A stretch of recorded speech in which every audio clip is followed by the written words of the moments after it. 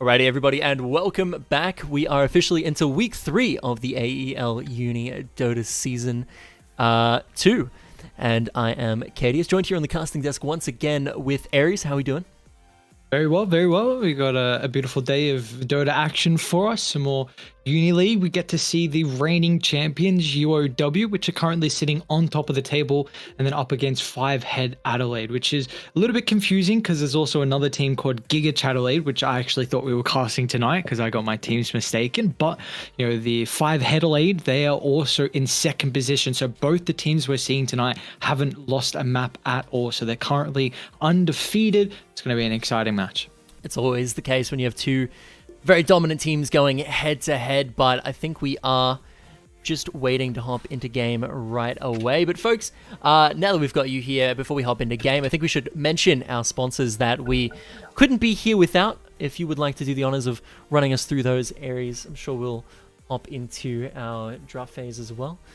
Yeah, just gotta get the sponsor read up real quick before we get that one. Of course, all our beautiful sponsors for making it possible. We wouldn't be here without them, and all the admins behind the scenes as well. But start off always with Chatime Australia, the fastest growing AEST franchise in Australia, with over 120 Chatime tea breweries with a commitment to quality ingredients and mix-ins and flavors for innovative flavor combinations. AOC is global leader in monitor display technology. For more than 50 years, AOC has delivered an exceptional viewing experience to millions of loyal customers worldwide. Indomie noodles are made from carefully selected ingredients, the best quality flour, and fresh spices from the natural resources of Indonesia, giving it a unique and delicious taste. And lastly, Rig Headset sponsor here, which delivers a superior audio for competitive gamers and streamers at all levels. Join the Rig team and enhance your gaming experience. Once again, of course, thank you to all the sponsors for making this possible. And while we actually already have a draft underway, we're speedy out here for the start. Certainly, and this is going to be an exciting one as we do see Kunkka and Quap band away for 5Headelaide. It looks like Gyro and Coddle are going to be the bands for UOW, and 5Headelaide pick up the newly buffed Jakiro, and UOW Esports picking up the newly changed, not sure if you could call it a buff or a nerf, changed Faceless Void, as well as Wind Ranger, who also got a new shard. So some exciting kind of heroes to see here on the new 7.3 patch. Yes, this is going to be interesting to see. I actually really feel like Void got buffed more as a support or like utility. I think we, for a while when Universe was back playing on EG like a couple of years ago, he really was bringing into the Faceless Void meta as a position 3. And I feel like that could be something that maybe gets experimented as we go down the path. I know Gubala has an exceptional Faceless Void though, so I think it's more than likely will be played in the 1. But I do feel like some of those buffs to the time dilation, especially with the talents, is going to help out. And I think if I remember correctly, some of his attribute talents got nerfed a little bit, which will kind of hinder how he can perform. Yeah, certainly. Shadow Demon is going to be the second lock-in here for the side of 5Headelaide. Not a hero that we've seen until now in the new patch. Did he get changed? I don't think I actually read up on the Shadow Demon changes too specifically. I think I remember seeing him there though.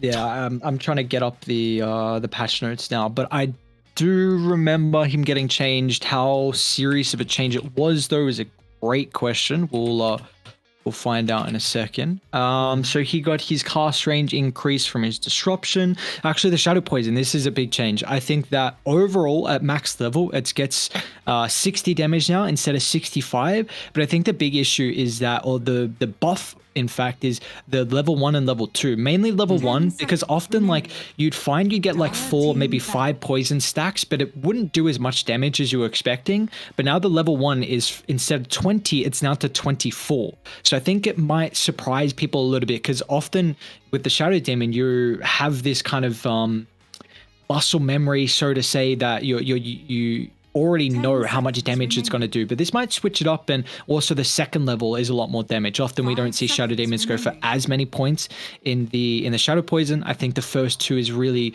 going to be the value points, especially for the lane. So I'm intrigued to see how much value we see from Shadow Demon overall throughout different regions as well, and also from this tournament. Certainly. Well, a new patch, but despite receiving nerfs, we are still seeing Luna and Terrorblade on the Phase 2 bans coming out from UOW Esports, and the newly buffed Tiny as well, actually getting banned out by 5Headelaide, which I like. I think Tiny, not only did he get directly buffed as well, but I think there's also some cool things in 7.3 that make him that little bit better, like the neutral item that's basically a mini face-off, allows you to just dash on top of people and avalanche combo them very early on, so... definitely a 7.3 hero that I've had my eye on, so it makes sense to get him out of the pool here. I think UOW Esports, from memory, I do remember one of them possibly bringing it out in the mid lane. Yeah. I think also the plus 200 mana is a very big thing from that item. I don't remember the name of it, like Tumblr something, some weird as item name for it, but like yeah, I'm pretty something. Yeah, so like I think actually because the Faded Brooch had 200 mana, and that was one of the big attributes from it as well for a lot of these, you know, spamming mid heroes that we see often, and you know, that's the thing to help out the Tiny. But a brew getting picked up, okay, so exciting. It's like 5Headelaide are just like looking down the list of heroes that got buffed at all, and they like pick those ones, pick them up. Yeah. Yeah, I just, of course, it feels like you need to go over the patch notes like more than once. I mean, I've only gone over it once, haven't seen as many games, so of course need to, you know, remember all of the patches, sorry, the buffs too. Do you remember what they were to the brew? I think it was mainly just to I don't remember. Primal Split. I don't play that hero, so it didn't stick very heavily. No, you gotta wait for the you gotta wait for the Purge 10-hour patch video to really have it sink in. Oh yeah, well, that's way too long for me. I've tried to go through a couple of those videos, but like it's just I can do it myself in maybe like an hour and maybe a little bit longer if I'm testing things out as well. 10 hours is just that's a bit too much of my time. But that's really in-depth knowledge. Certainly, we're going to see what the next lock-in is here for 5Headelaide, though. What would you expect? Maybe this will be their position 1 showing here, if not for it potentially maybe being the brew. Yeah, so they're still looking for their 1 and their 2. Wraith King did get actually nerfed, I feel like, pretty heavily, so I like it a lot versus the Faceless Void, but they probably won't go down that route. They need a melee hero to play in the lane with the Jakiro, because I think it's going to be a Jakiro 5. Someone that needs to have a decent amount of starting armor, so probably an Agi hero just because of the Tusk amplification with the tag team. What is stand? Again, it's just like, what are some of the heroes that lots of nerfed, lots buffed up? They're gonna go PL though. So base Agi, PL definitely does have that one in spades. I mean, base armor, should I say? Yes, definitely. And also, like with his high Agi gain as well, he will get an immense amount of armor, but it's UAW still have a lot of core picks left to answer the Phantom Lane, so they can potentially go into a Leshrac if they want to and play it mid. Now, I don't really like Leshrac as much versus Shadow Demon because it takes away of you going yours. Like, you probably still go yours, but the Purge is really nice from the Shadow Demon. The Brew can just really evade you completely through fights if you cyclone him in the air. But it's one of the best ways to kill off the PL illusions. They could also think about like a Zeus. Zeus actually looked pretty decent here just because of you have no real way to get on top of you. From you take a look at the 5Headelaide, like how do you... It's awkward to start their fights. Brew kind of has to pop Primal Split and just run in, and Zeus is someone who's really reliant on positioning. They're going to go more of a... Wait, what? They go, is this a position 2 jug? This is interesting. So I think the Blade Fury damage got buffed up a little bit. Yeah, the damage got increased, but it's interesting that they're deciding to go for the Juggernaut here. Certainly. Speaking of PL getting locked in here, are you a fan of the Aghanims changes that he received? I think it definitely needed some buffs. I don't know how viable it is because I still haven't seen it, but increasing the illusion count by 2 is really nice. And never, like, how much is it really going to come into effect though? The cooldown dropped from 60 to 40 with the active, which is really nice. It's a 4,200 gold item that doesn't give you, I don't think it gives you enough. So we'll see. I feel like we'll probably see a lot more Phantom Lancer though, because other heroes got nerfed pretty heavily, like other carriers.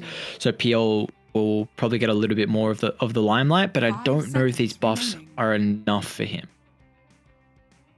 Certainly only time will tell, but Tinker getting taken off the board for 5Headelaide, as well as Storm Spirit. Both heroes that received changes this patch. And then Puck and Lena are going to be the final bans for UOW. I'm not going to lie, I'm a little bit sad that we're not going to see the new Tinker. He looks really cool. Oh, I'll stop you there. We don't want to see the Tinker.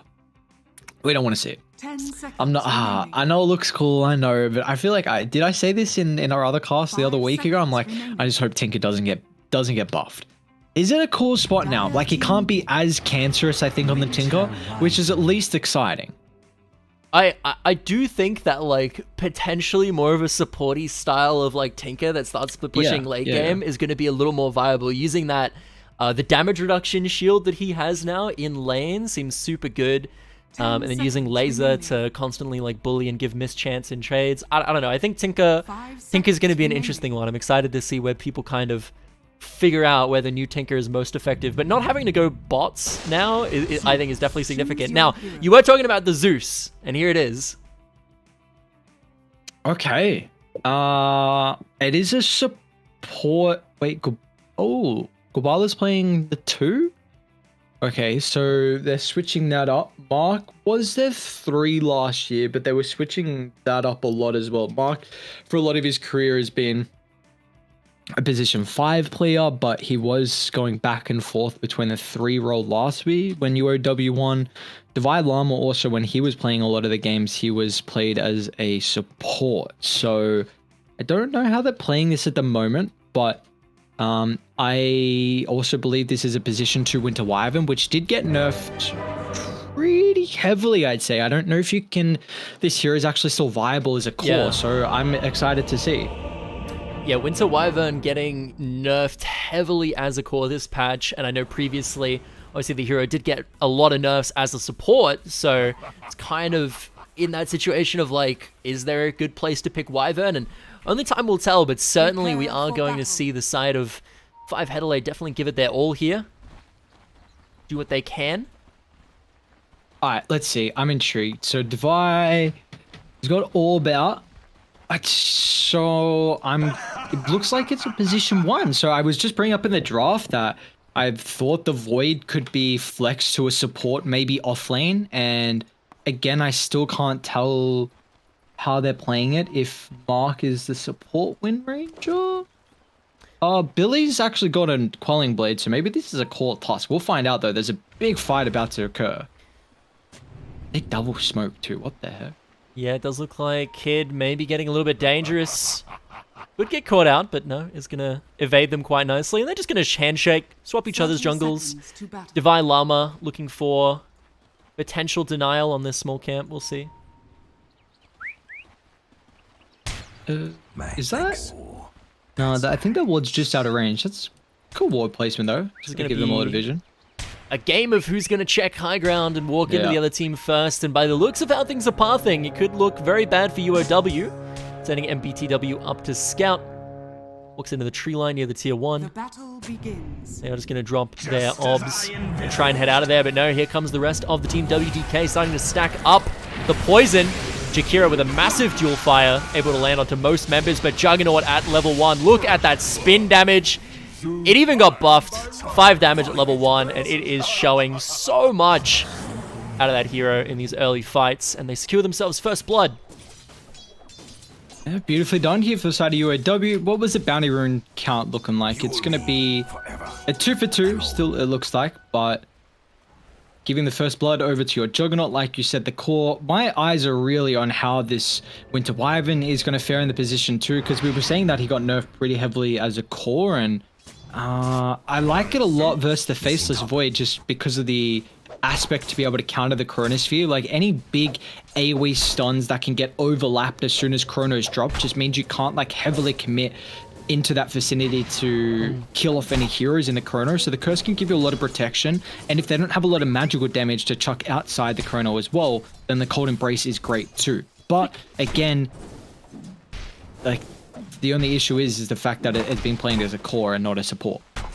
Yeah, speaking of Chrono, it does look like Davai Lama going 5 on this Void here up in the safe lane. It's definitely very interesting. He's getting caught out here a little bit though, very deep from the rest of his team. His core is nowhere to be found, and he's trying to run into the enemy triangle for a little bit of distance. Does not have that time walk available to get him out to safety, and they are just going to drop the chase. Decide it's not worth it. They're just going to go. So interesting. Up towards the safe lane. So I'm trying to let me look up actually what they did change, because I remember felt pretty nice for support, but they changed time dilation quite a bit and time walk for the most part. Yeah, so the level 10 talent, the 7 Agi was replaced to a time dilation damage per second. He got another, his level 15 talent, they removed the 300 health for the 1.5 second time walk cooldown, which is nice to kind of help set up fights potentially, but there's also a 7% time dilation slow per cooldown, which is great versus heroes that have like a high emphasis on using spells down bot. Jakiro should fall. One more right click. He's got the snowball if he wants to go onto the tower. Take my advice. Certainly Tusk is a very scary hero. His shard actually got changed this patch and does look to be pretty good. It does. I tried it. I mean, trying it in demo mode, really, you don't get the feel of it in a game like this. I've always been fans of a toss position 3, and they actually could get aggressive here. They've got a big creep wave. Heading in onto Danoku, the dual breath coming out from the guy with glasses to try and keep Billy off his core, and it looks like it's going to work out as another tower shot will seal the deal. That guy with glasses getting himself a nice pickup onto Billy the Brawler. Tusk getting a little bit too aggressive for himself. Yeah, a little unfortunate there. They thought they were going to lock on top of the PL, but opting, having already level 3 to an early stage here with the Phantom Lens, it just gives him that survivability aspect where he can kind of reset for a couple of seconds and get out of the tag team vulnerability there. So he looks like PL is having a really good time. But how are some of our other lanes going? Top, Brewmaster is sitting pretty comfortable. 16 last hits compared to the 15 on Kid. Maybe level 3 they can get kills once he gets a second point in time dilation. I don't know how you skill build this. I have to imagine you put a little bit more points in your W though. So we'll see right now. Unfortunately for Divide Llama, he's not there just yet. Yeah, they have to watch out. WDK really stacking up things with that Shadow Poison. They do have to be careful. Divide Llama going forward though, pops the time walk into the time dilation. No, they're not going to follow that one up. One thing that I do want to pay mention to here, 28 last hits to 18 in this mid lane. Just as I envisaged. Ubala on the Zeus, just bullying this Winter Wyvern. Yeah, it looks like Ubala's having a really good time right now. The issue with the Wyvern is that CSing is very difficult. Like, you just have to spam Splinter Blast. And apart from that, you've got really low... I mean, now that he's level 5, he's got 58 damage, but that's off the back of the 3.6 intel game, so down bot. PL's in trouble, he just gets out of the shard. And BTW, though, looking to finish it off with one auto attack. No, he needed another, and that is going to be a miskill from Danoku. Goes wide. The power shot there. Danoku going to live to see another day, but he is very, very low indeed. No salve. Actually, no, Jakiro does have a salve available, if they choose to give it to him. Yeah, but PL is getting nothing out of this lane. They're doing a really good job. Unfortunately, they're not finding the kill, and this is probably because of the high armor. A shackle shot into the shards, but Danoku, he's been salved up. Got a little bit more health going for him now. A great double stun coming out from Guy with glasses on the Jakiro. Zeus ult comes through, though, finishes the job, and Danoku looking a little bit low. Wow. Tag team comes through, and that is going to be Billy the Brawler picking up the second kill, and it's going to be a 2v2 victory for the side of UOW. Oh, this isn't good. They have a catapult wave. This tower's going to take so much damage now. Like, I mean, Wyvern can... I mean, he can't even go... You don't want to leave that lane. I was just... But Jakiro, what's he got? Only 1 point in dual breath. They do have glyph, but I mean, not really going to force it out here. But yeah, you take a look. Like, that tower's already taken half the health and die up. One of the issues with their lineup is that they don't take towers well at all. So... You're going to have to really rely on every 5 minutes when the catapult wave connects. Jug's actually kind of one of the... Oh, top lane. Kid actually might be in trouble. This is probably looking like it's going to be a very dead Juggernaut. One more auto attack will do the trick, and Sacy finding that one. Divide Llama, no time walk available. He does have it up. Is he going to pop it? Yes, he is. Sacy still in hot pursuit, though. Pops the slow. Just wailing down Davai Lama here. The persistence really showing. Tries to pop the time dilation to save himself, but Shadow Poison. The eruption comes through, and that is going to be a nice pickup from WDK. But here comes Gubala, looking to find himself a nice bit of revenge for his safe lane. Picks up Sacy. Might follow it up with WDK, actually. The Thunderbolt doing huge amounts of damage. But no, WDK finding refuge in the tree line. Able to get himself out from that one. Oh, we found a stack. It's nice to take. More value out of the regen. Down bot. People are low, however. Jakiro should fall. Now they can turn to kill off the Phantom Lancer. Yeah, Danilku trying to do his mostest here to get away from the Tusk. Does have the shards available. He does pop it. Not able to get out of this one just yet. MBTW not landing the shackle. Unfortunately, that might have been a surefire kill if he did. Just barely. A few micro fractions away from landing that one. Didn't quite study up his Pythagoras enough, I suppose. So I got big worries right now with how Gubala's had a really good start to this game. I mean, he himself has just been shoving out the lane and creating his own stacks in the jungle, which has enabled his supports to have a lot more emphasis on securing their side lanes. And you see his 4,200 net worth compared to the second highest is 2,800 on the Brewmaster. And Gubala is going to continue with that because, like, what do Radiant do this game? They don't have... You went for a very... mid lane, Curse Winter's Curse actually just gets dropped onto this Void, and they are going to maybe find the solo kill. No! Time War comes up huge, restoring over half of Davai Lama's health just in the nick of time. WDK is going to find himself an Invis rune, though. And they managed to get Winter's Curse out of that exchange. Yeah, that's a big one to find because that's really the only playmaking they have. That and Brew Split. I mean, it's... I guess it's going to be nice that their Shadow Demon can set up for Ice Path from the Jakiro because he is a hero that really needs like a stun or a Yules to set up for that. But I don't know if you can really rely on these two supports to find kills across the map. So what's getting going on down bot? Just... I mean, this is... Wow, so Billy actually maxes out the shards here. I'm really surprised he hasn't put a lot more points in tag team, but PL's in trouble. Does have to watch himself. Davai Lama goes through, does pop the time dilation, catches out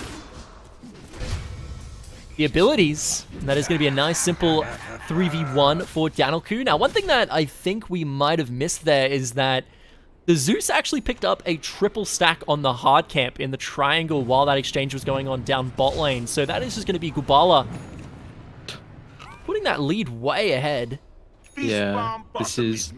And again, like, they will not pressure him. Like, Zeus is always going to have the vision advantage because of how you can consistently de-ward across the map. They don't have heroes to infiltrate the jungle. Like this, what I want to see from Radiant, and it hasn't happened just yet, and I mean, you've had Primal Split for a while, but the Brewmaster, he needs to go mid. Like, you need to go mid probably with the next Winter's Curse, drop that, and then have the follow-up in the Brewmaster ultimate. Like, you cannot use this for killing the Juggernaut because, yes, he's second net worth and Jug's having a really good game, but Gubala's your big issue because he's your Phantom Lancer answer. Like, he will pretty much solo carry this game with how he's going to cancel out the enemy team's win condition. Certainly is going to be a little bit tricky for the side of 5Headelaide here. MBTW very narrowly dodging out of the ice path. Danilku looking to maybe get aggressive. So there was a Chronosphere used mid. There's the Dire side. They dived onto the tower to try and kill off the Wyvern. Brewmaster TP'd in, and Davai Lama had to drop the Chrono just to make sure he could get back to safety. So that is on cooldown as well. Jakiro is even going to fall down bot. This lane's just going swimmingly for the side of UOW. Certainly is. Tag team getting dropped here onto Danilku. Does have the Doppelganger available, and it is going to be popped. Jakiro actually looking for the TP, but doesn't end up coming through. Meanwhile, there we go. There's that Primal Split coming out from Sacy. The Shadow Poison doing so much damage. Omni Slash to try and buy himself a little bit of time. He's going to come out of that, though, and there should be the kill going over to Sacy. Yes, indeed. He's going to find that one, but at what cost? WDK dropping very low on health and mana is going to get finished off there by the time dilation DPS from Davai Lama. It's going to be a nice little 1-for-1 up in the top side. But meanwhile, in this bot lane, a guy with glasses is left to defend this tower.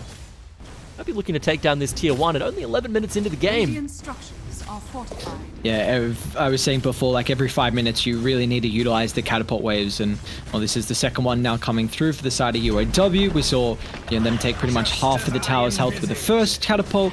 Now the second one should net themselves an early tier 1 tower kill. It's going to be 4 people rotating down towards the bot side here. They are looking for Billy the Brawler. That is a massive amount of damage onto WDK, but do they have enough to finish him off? No, they don't. Billy the Brawler going to get caught up in Ice Path, and now Sacy looking for more, going after MBTW, but the win run buying himself just enough time for Davai Lama to come in and dissuade the ensuing approach from this brew. Get the tower though. Yes, that's always important. Tower claimed here very early on. It's going to open up the map, and still though, we just don't see how they're able to infiltrate the jungle. Like he's going Maelstrom next, so he's going to have a way to catch up in farm. There's a huge Ancient stack as well that looks like Gubala and Kid will be able to farm up. And 4,000 net worth, it looks good on paper. The big thing is the experience. Like Gubala, all these damage will come through from his levels.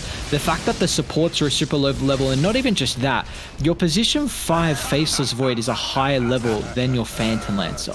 Like early game, it's nice to see the net worth lead, but it's really the levels which you have to pay a lot more attention to. Yeah, guy with glasses has to watch out here. Shackle shot again. Pythagoras not quite in his favor, but Davai Lama, he wants more. Gonna go forward there with the time walk. He does pop the macro pie onto Davai Lama, and the damage coming through from Danilku is substantial. Guy with glasses doing his best to hide in the tree line, waiting for Vikarut to arrive. He does have the cold embrace available, but no, actually does not pop it. Looking instead to try and get these right clicks down onto MPTW, but the win run to buy himself a little bit of time. They do manage to find themselves guy with glasses in the meantime. Davai Lama also going to fall to WDK, and now it's 2-on-1 against MPTW with Danilku looking to join the fray. Another stack of that Shadow Poison should do the trick, and there it is, finding themselves a shutdown on what was a 4 times kill streak. Might have to get out there. They do see Gubala wrapping to bot, and Brew unfortunately isn't nearby to help. He's going to try and TP down. Doesn't have enough mana here. This is a tricky spot for Gubala to be. Gubala is at half health, might have to watch out. He's in a 1v4 situation, but no, he's got some friends on the way, and they do find themselves a pick indeed. WDK looking to get jumped on here by 2. He's going to be the first to fall. Sacy looking to join the fray, but a little bit low on health. Might just get melted down by Davai Lama here. We'll see, but no, Primal Split going to buy a little bit more time. That guy with glasses getting picked off in the back line. In the meantime, with Kid and Billy just running amok, and now Sacy having to back out after all his friends ended up dying to some great rotations coming through from UOW. The Primal Split barely used in time. It was great positioning from the Billy toss there. He was around around the outpost where the Brewmaster was looking to connect to the fight, but he just kind of delayed his opportunity actually mid lane. Ooh, Shackle does come through, and here comes Davai Lama looking to get the time dilation onto Vikarut. MBTW though taking quite a bit of damage from WDK, looking to get the Shadow Poison. It's not enough for lethal, I'm afraid, and he massively miscalculates that one. It's going to result in him going 0-4-1. They do find themselves that kill onto the Winter Wyvern though as well, so that's a nice 2-for-0 over to UOW. I guess the another Here we go, this got more. Tag team comes through. Look at the Walrus Punch damage. About half of guy with glasses' HP on Billy the Brawler here with one right click.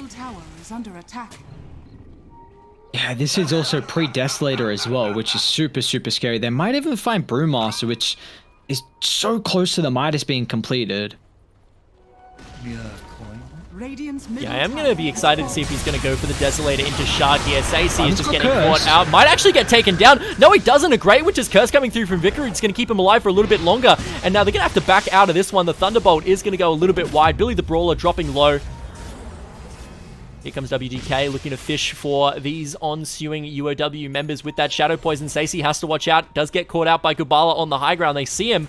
They know he's there. A W, a Q, and a great snipe from MPTW to secure the kill. What a shot. They are going back in here though. Macropire drops onto 1. Billy the Brawler is going to be the target of Vicar here, trying to melt him down. Danilku is going to get melted down, I'm afraid. The ultimate from Gubala, he's just too strong. And that was almost another snipe coming through there for the Wind Ranger. Billy? Really has to watch out. Does go in with the tag team, looking to get aggressive here. Walrus Punch available, but he unfortunately misses as Vicarut's going to get over the wall. A couple more auto attacks will do the trick. Tries to go aggressive with Walrus Punch, do all he can, but isn't going to find anything, and a bit of a misstep from him. Well, they're just trying to put their stamp on this game. You know, give them some way maybe to come back into it. That gives Wyvern at least the 3rd position in the net worth. That was a decent kill to find. 477 gold here for Vicarut, and he's closing on the Witchblade. But like, I just don't think Wyvern 2 is a thing anymore. Like, you got heavily nerfed. Your Witchblade, which was a really key component to this hero, got pretty nerfed as well. So, I mean, we'll see how he feels. It does, like, I think this hero takes a lot to come online, like Boots of Travel, Witchblade, and Aghanim's, but you know, Vicarut is not really shoving out the side lanes at the moment, and that's what you want to see with the Boots of Travel, but yeah, because of how much action there's been, it does make it very difficult. They are going to scale pretty well into the late game because Brew does have a Midas, and you know, still the Aghanim's is ridiculous. He'll probably go Refresher afterwards, and you know, that'll be a position where Brew can really shine with all these ultimates. They finally are going to make a play, though. They might catch out Gubala. Looking a little bit scary here, and indeed Gubala's going to face check the high ground. What can he do to get out of this? Gets caught up in the ice path, and Sacy with a big crit is going to finish that one off. And I gotta say, you were talking about Winter Wyvern here being maybe not good as a 2, but not only the hero's viability is something you have to factor in, but Winter Wyvern is really difficult to play well. Definitely one of the harder heroes in Dota, I think. Obviously, Winter's Curse can just completely grief a fight if you click it at the wrong time. Not only that, but Cold Embrace, also another skill that you can completely grief with if you click it at the wrong time. But speaking of Winter's Curse, down in the bot lane, Juggernaut is going to be the one to get caught up by this, and great usage there to combo it into the Ice Path is going to leave Kid with nothing he can do to get out of that one. They use the Winter's Curse to bide out the magic immunity just long enough for Ice Path to be able to lock him in place, and then the rest of 5Headelaide to be able to finish that one off. Billy the Brawler, though, has to watch out here. He's getting chased down by multiple members of 5Headelaide. I should just go into Roche when... Oh, actually, is that... They caught someone? What's going on? No, they caught an illusion. Oh, okay. Yeah, Dai should just go into Roche. They saw Curse be used. I think Macropie is down for a little bit. They want to still fight. Yeah, looking to get aggressive onto Sacy here. Guy with glasses is actually getting jumped on here. The Focus Fire is going to melt him down. Great usage of the Chrono there to catch out one. That's going to be Sacy going down as well. WGK and Vicarut are going to be the only ones left here in the mid lane to defend against 4 ensuing heroes. They won't have Juggernaut with them for this push. We'll see if they're able to make it work anyway. Oh, they don't have Deso yet. Maybe they'll wait. Once they get this, their tower push going to get a lot easier, because Jug's still little... I mean, he's second in net worth, but it feels like, I mean, considering to the rest of the... Especially the Zeus, his farmers. Not at the top of Gubala. Oh, that's a... Okay, never mind. Accidental GG call. I want to see, as soon as they get Desolator, smoke up, get a pick off, and then go into Roche, because I think you can... I think it's a big opportunity that you can take this at a really early stage in the game with Medallion, Tag Team. It's just one of the best ways to take Roche. You even got the sustain as well from the Healing Ward. So I anticipate Dai to probably look for a smoke. They've got really good deep vision, get a pick off, and then go into the Roche pit. Yeah, I know Sanj actually had its status resistance reduced, but I'm just trying to see if I think it's down to 14 Yasha now. got changed at all. It went from 16 down to 12. Okay, there you go. Does look like No, the status resistance on Sanj and Yasha is still 25. Okay. Yeah, a lot of people were going for like a value point in Sanj, and then sorry, like a value build, I guess, or value itemization, and then they were going for like a more expensive item before completing Sanj and Yasha. So yeah, I'm still surprised they didn't kind of lower Sanj and Yasha a bit. Gubala again. Gubala maybe getting caught out here. Sacy getting very aggressive. They do drop the Ice Path, and looks like they're going to have enough here. Macropire just for good measure. He barely actually goes down. Great usage there of the Primal Split to dodge out of the Walrus Punch. Cold Embrace trying to do his best to heal up. Guy with glasses. They pop the Winter's Curse onto the Faceless Void, but MBTW, he's going to be there. And here comes Kid. The TP comes through, looking to maybe get this Brew off of Billy the Brawler and save his friend. Tag team does come through, looking for Sacy. Is able to save himself, and they're going to get the kill as well, thanks to a great Omni Slash coming through from Kid, and Billy the Brawler living to see another day, and it looks like they're posturing towards Roshan. Very good. It's going to get scouted out here from Radiant, but I mean, the start of the fight looked pretty solid for the boys over on Radiant. The fact that they were able to bring down Gubala's Zeus, but I think this, I have to imagine it goes like Blink Dagger next item after the Agdams, just because they don't have an instant way to jump him. So he should, as soon as like smoke pops, he should be able to reposition with the Blink. But the one worry is that he's not de-warning a lot. Like Radiant still have very good vision across the map, and honestly, they have consistently for the stage of this game, so probably needing to limit a little bit more of their vision, which will help keep the Zeus alive. But I mean, a 10,000 net worth lead on Die, Age is picked up, and they might find WDK. WDK does have to watch out here. Divine Llama, I'm not sure if that was intentional or not, but Time walks up onto the high ground. The Cold Embrace coming through from Vickery here. Dissuade the onslaught. Let's go in for round 2 Chronosphere. No, he unfortunately didn't have enough mana. Catches all 3 anyway. This is going to be big. Unfortunately, Tusk does walk right in, but it's not even going to matter as Gubala. Look at the damage coming out from Thundergod's Wrath. Jeez, that's scary. When you have a position 5 that can drop a 3-man Chronosphere, he's level 13 as well. He did go for that time dilation 10 talent. Wonder what 15 talent is going to go for, because he's only 2 levels away here for Divine Llama, but all the outer tier 1 towers being claimed, and now they're looking for the tier 2 towers as well. Certainly, that was almost very awkward there. Divine Llama miscalculating the mana just a little bit with that time walk in, and then had to wait a couple seconds before he was able to chrono because he ran hopefully he doesn't repeat that one. That was definitely a very, very near fail. He's just going in, trying to pop this time dilation the best he can, and you see the DPS it does with that talent's pretty substantial. You think maybe after seeing, you know, this time dilation build, taking the +6 DPS at level 10, that maybe this support Void could be a little bit of a viable pick, potentially? I definitely think it would be viable, yeah. And even like a position 3 role, although I don't know how you itemize as a 3. So we'll see. I do like how, you know, crafty they're getting though with the draft on UOW. You know, the first game we're seeing for them in week 3 at least. And your main position 3 Faceless Void that goes Meteor Hammer, and then you chrono, and then you Meteor Hammer them as they come out of chrono. Yeah, that could be solid as well. I feel like Blink's always on the cards. Universe, I think, used to go like Treads, Mom, Blink, BKB, and like Ags. But the Ags isn't what it used to be, like which buffed up the Chronosphere. Now it's just the Time Walk buff, so it's more like, I think the Ag Scepter is a lot more based around being a position 1. Maybe the Shard could be pretty nice. Yeah, do you think Daniel Q is still a threat in this game? Obviously PL very well known for being very hard to deal with once he gets stacked up. He's got the Hood of Defiance for this Zeus.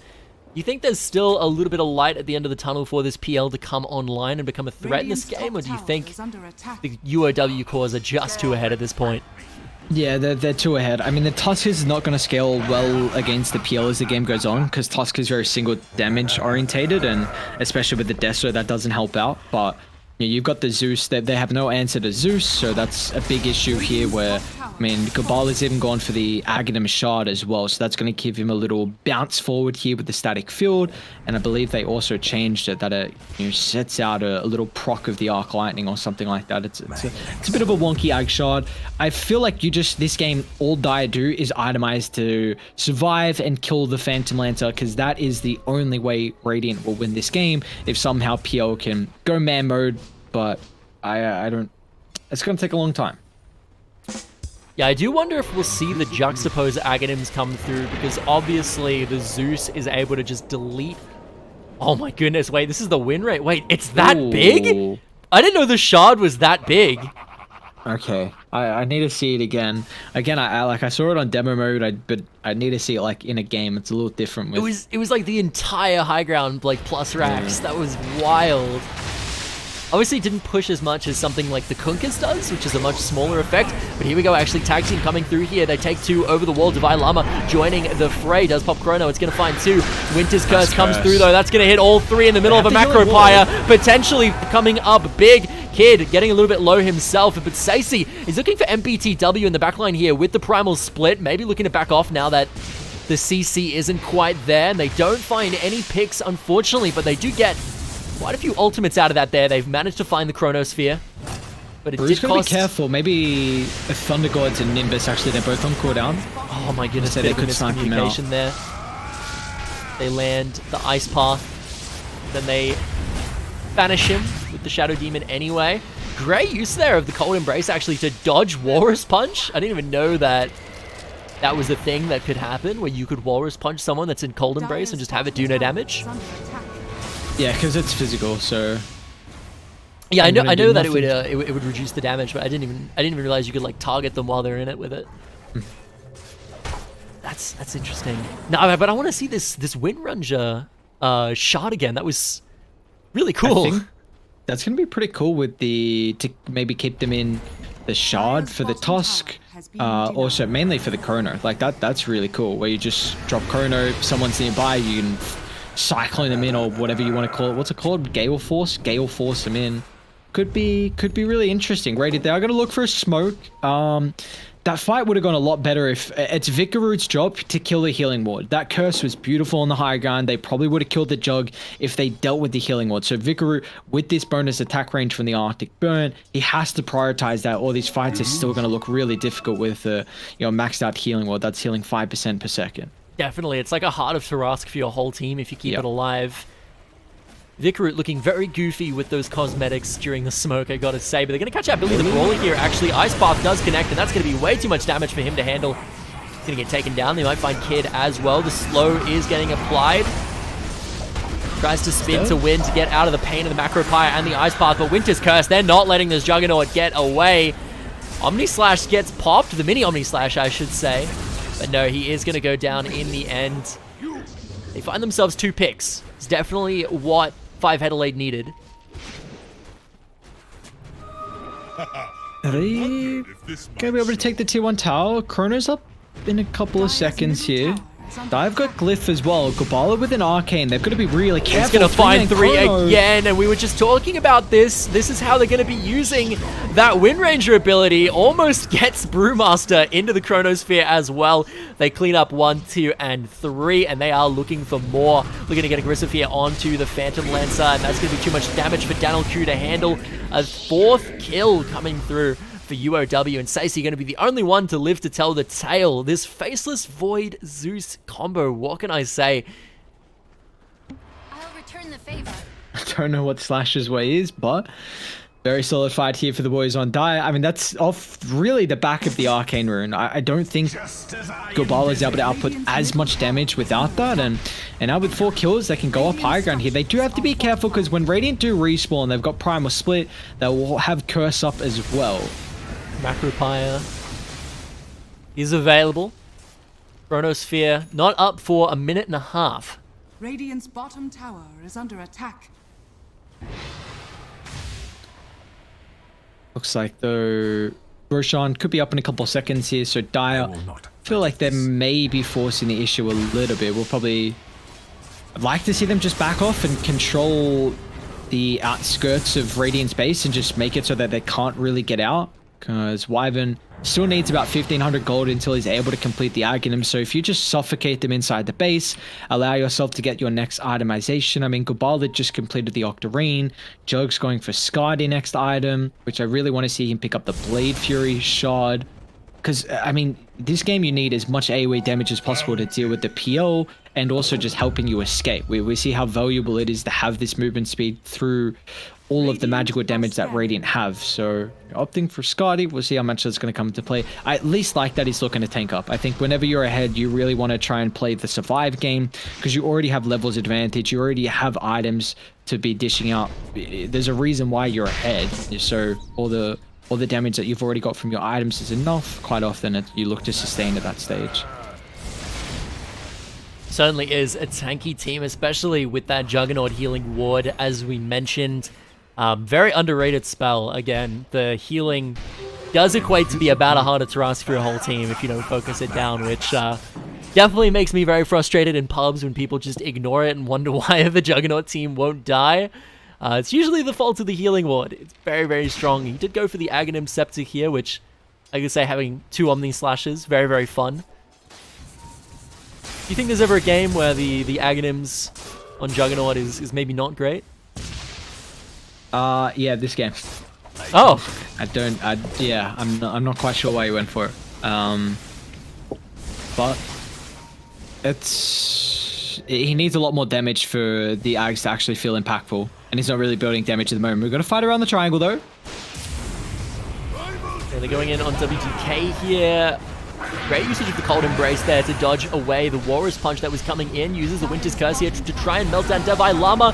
The damage, no, he gets the Time Walk off just in the nick of time, but is he going to be able to get out of here? The Macro Pyre, great usage of the Ice Path there to cut him off, but Gubala is on a rampage. He finds himself one. Omni Slashes are going off left, right, and center to melt down Danilku. They find themselves a third kill of the fight, and they're looking for more here. Sacy maybe getting caught out. The Primal Split does come through, but he's going to run into Kid. Having to watch out here. Looks like the other two bodies of the Primal Split. Is that what you would call them? Bodies? Yeah, bodies, brewlings, anything like that. I'm gonna be able to get out scot-free, so Sacy gonna live to see another day, but this is 3 people dead. Buyback available on Phantom Lancer, as well as the Shadow Demon. See if they decide to pop them here to protect this siege. 2-man Chrono does come through though. Looks like they are going to go for the Wyvern. Very aggressive play here. Dude, this Gale Force, what the hell? Gale Force keeping Jakiro locked into Kid with the Blade Fury there, but he's getting very low here. Sacy maybe looking to finish him off, but we talked about the Healing Ward, and look at the mileage Kid is getting out of it in this fight. Barely living on 1 HP because of it. He's already back at full health. Healing Ward just doing absolutely numbers in that fight there, and they are going to find themselves another 2 kills. Buyback comes through from Jakiro, pops the Macro Pyre to try and clear out the wave. Now looking to find Ice Path onto the Juggernaut to stop him from doing DPS to these barracks, but here comes Tusk. Big Walrus Punch damage, finds itself onto Jakiro, and he says goodbye. No more buyback available for the Dragon, and now we have Phantom Lancer looking to try and do things his own way, but it's not good enough as the Juggernaut damage is a little bit too much at this stage, I'm afraid, and he's going to find himself getting taken down as well. 4 members dead currently for the side of 5Headelaide. Buyback available once again on the Phantom Lancer and the Brew. Not going to commit it though. They are just going to let them take the mid-racks. Yeah, down bot they go. I mean, Radiant, they do have a couple buybacks, so, and Curse as well. Maybe this is how they can keep them alive, but again, you've got to kill the Healing Ward.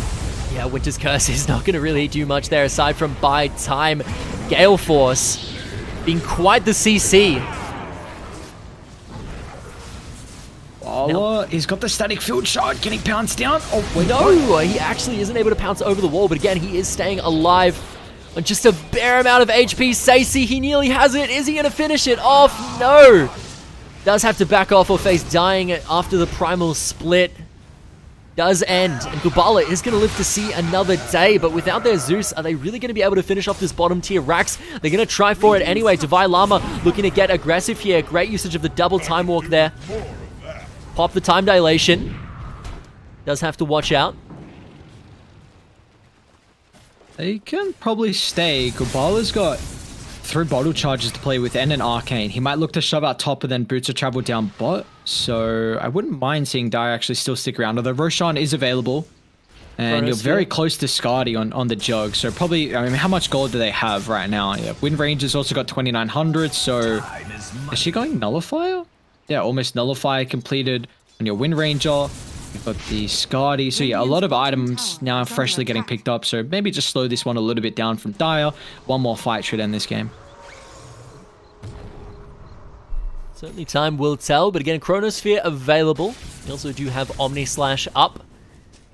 See what they choose to do with it. I do think that they have a lot of engage on their side. Billy has done a great job of using that tag team to get into the middle of fights as soon as possible and really put a dent into the supports of 5Headelaide. Getting those one-shots off or forcing out the Cold Embrace very early on with the Tusk. And then being durable enough to also sit into the backline and not really get melted down too quickly, but they are going to look towards Roshan here.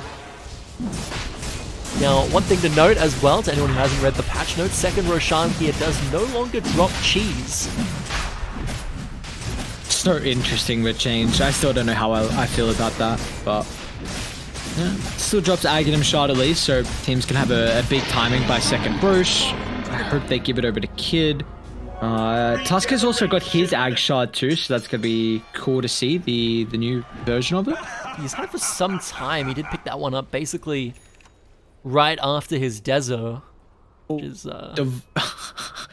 Divine Llama, this is your position 5 Faceless Void just time walked into 5 heroes and they all ran away. Like, this just shows how far ahead they are and just also how cautious they have to be, because I mean they've really put a stamp in the brains here of Radiant. It's kind of just a beat down, and it's showing with how they're playing. Yeah, I mean, the instant CC really not available to deal with Davai Lama. You kind of would have liked maybe a Scythe of Vice just to be able to instantly hex him when he time walks in to prevent the reverse time walk. But look at Guy with Glasses. He is just getting blown up there from the Tusk, and unfortunately, they're only going to be able to buy time. He is going to go down in the end, but Kid maybe dropping himself a little bit low here. Does use the healing ward.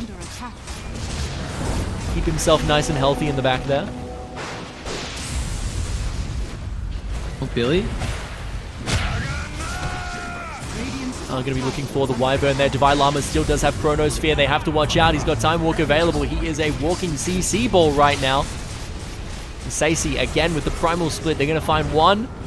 Do they find two? No, they don't. He's able to get out in time. Winter's Curse does get dropped here onto Billy. This is a lot of damage onto their Tusk. He's actually going to get killed. Vikaru finds it. The two-man Chronosphere under the Ancients, though.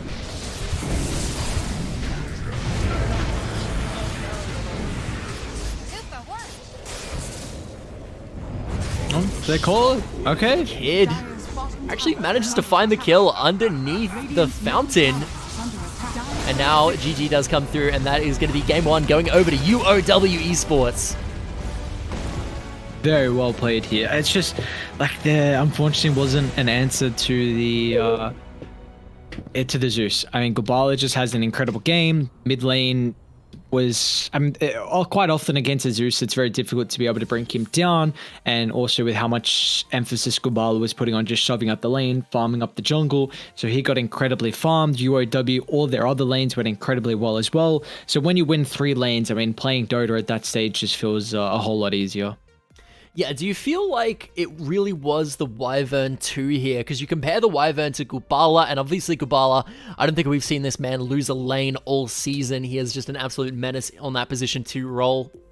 But nevertheless, Gubala definitely had a lot of impact compared to this Wyvern. The Winter's Curses were coming down, the Cold Embraces were coming down, but as a core, really did feel like they lacked that extra little bit of damage in those fights compared to their opponents. So, you know, do you think that this Wyvern has a place, or do you think they really have to like reconsider what they're doing in that position 2 role?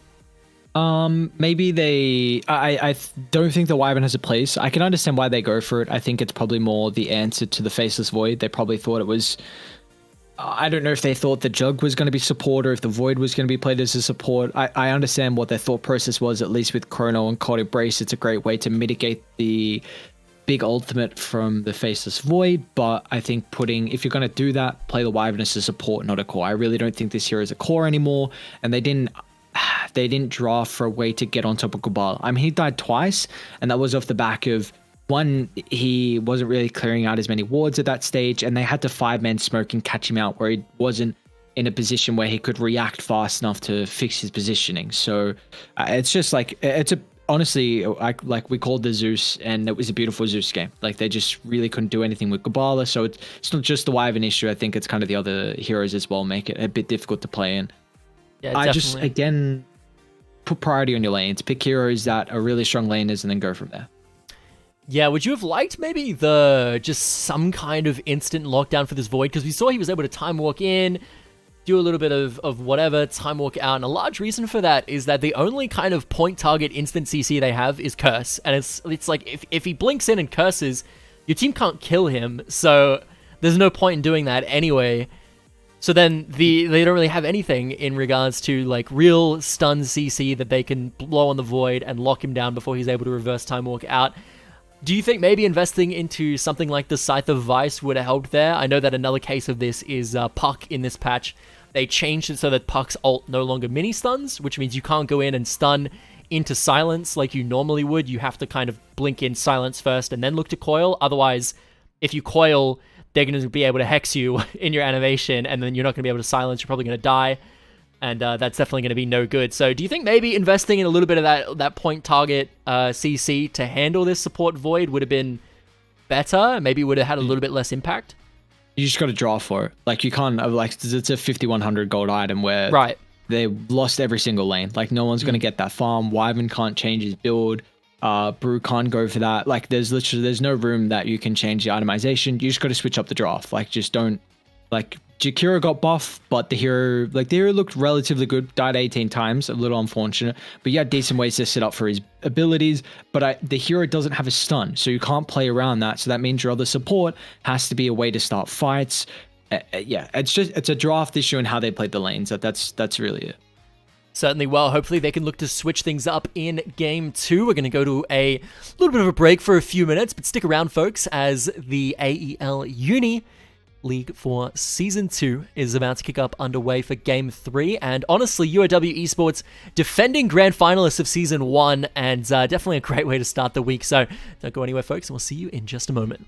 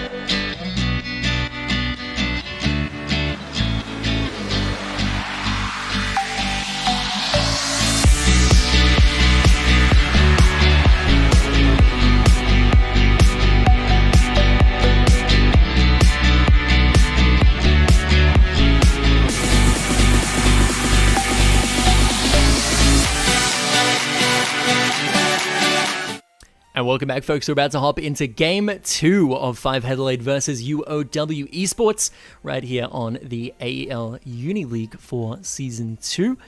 Brought to you by Chatime. I'm Kadius, once again joined here on the casting desk by Ares, and honestly, this is looking like it's going to be an interesting Game 2. I'm kind of excited to hop in and check it out.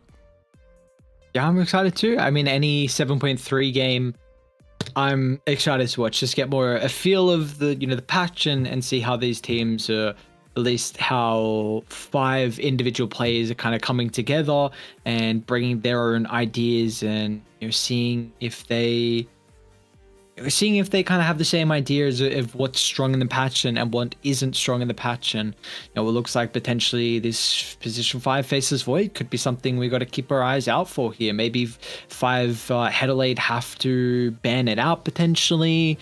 Yeah, we'll find out. Only time will tell, but we're waiting to hop into to see how things are going real quick before we hop into our next game. If we want to walk through our sponsors once again, just a quick little mention of who they are before we hop into this draft. Oh, I gotta get the sponsors back up again. Oh no. Dire team ban. Disastrous. Team ban. Terrible indeed. We can talk about the bans in the meantime, I suppose. We got Ancient Apparition taken off the board. Dire team ban. All right, we'll go through them again quickly. So, Chatime, the fresh iced tea, you can try the new range today at your local store. We got the guys over on AOC. You said yourself you got an AOC Monitor, correct? I do indeed, yes. There you go. So, I mean, we even see one of our best here on the casting desk even, loves the AOC monitors themselves. And then Indomie, that's what a lot of these players use to just, fuel their gaming hours. It's, quick and easy. Just microwave those noodles and you're good to go. You don't have to put a lot of effort in. You can get back to queuing and then as well, where they're able to have this perfect headset quality. All the audio there is what you're looking for when you're looking to go late into the hours of gaming. And our draft, it's underway too. We got the opener in the Coddle from UOW, which did get buffed up a little bit, and also the Nyx Assassin as well from 5Headelaide. Certainly, Kunkka and Queen of Pain getting taken off the board as well. Kunkka, a hero who actually got nerfed a little bit. They took away some of his, specifically as a position 2, I think he got nerfed the most. I think as a kind of a ganker pos 4 sort of Kunkka, I don't think that got touched all too much, pos 3, pos 4. But definitely as like a pos 2 building those damage items, did get hit pretty hard. But Nyx Assassin and Brewmaster is going to be the second pick here for 5Headelaide. We'll see what UOW answer with. 10 seconds remaining. Dire I team think ban. pairing with the Coddle. Ooh, Bounty. Okay, so this is a hero that I'm still yet to see, but it did get buffed up a decent amount. So yeah, so yeah, I'm actually really excited to see this. This was one of the heroes that I paid a lot of attention to in the patch notes. I don't even have the patch notes up, and I already know most of what they changed. So Q is now like a spammable lane spell that you can just use for poke. It does less damage, but has a way lower mana cost, way lower cooldown, and track now also. There's a talent at I believe level 20, which makes track give ground vision and an AoE around your target, which seems really absurd for sieging high ground, if you ask me. So I'll be interested to see exactly how this bounty hunter performs and where it's going to go, how they're going to build it. Yeah, the old track now with the talent, which is nice, and it's also just a nice little value of life change as well, with the Janata being a toggle, so you don't have to force it out on a creep if you don't want to, which it's always nice, just value. And Shuriken also gets bonus damage now off any track target, so I am intrigued to see how this hero is going to be played. If it's with the Keeper, like you were saying, the damage did get reduced pretty heavily, so not something that, I mean, what's it down to cooldown? It's just a flat 5, so it's not like the best pairing, I think, with the Keeper of the Light if you're looking to play the bounty as a 1, but 10 seconds remaining. I think it could be played as a 3. Maybe you could give it over to Billy. Yeah, I don't know how I feel about Bounty Hunter as a 1. 3 definitely sounds feasible though, but 5Headelaide, they're actually going to be the ones to take the Void this time. Dire team pick. Earth Spirit, Okay. this is a hero who got mega buffed this patch, and Undying, also a hero who got some pretty substantial buffs. But Earth Spirit, have you seen the Stone Remnant changes? This is going to be exciting. It's just the timer replenish, right? Yeah, so he can have a from- lot 10 more Stone seconds Remnants now, remaining. like a lot more.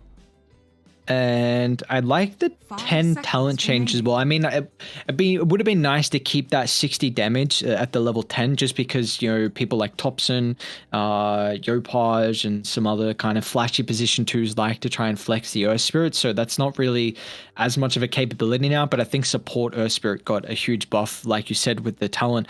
With the charge replenish time getting decreased, and also the +2 seconds magnetized duration of the level 10 talent feels really nice. Certainly, but Undying here locked in as well as the Earth Spirit. So one of these heroes is definitely going to be the 3 Dire between team Bounty back. Hunter, Earth Spirit, and Undying. Lena. Lena, going to be the lock-in for 5Headelaide.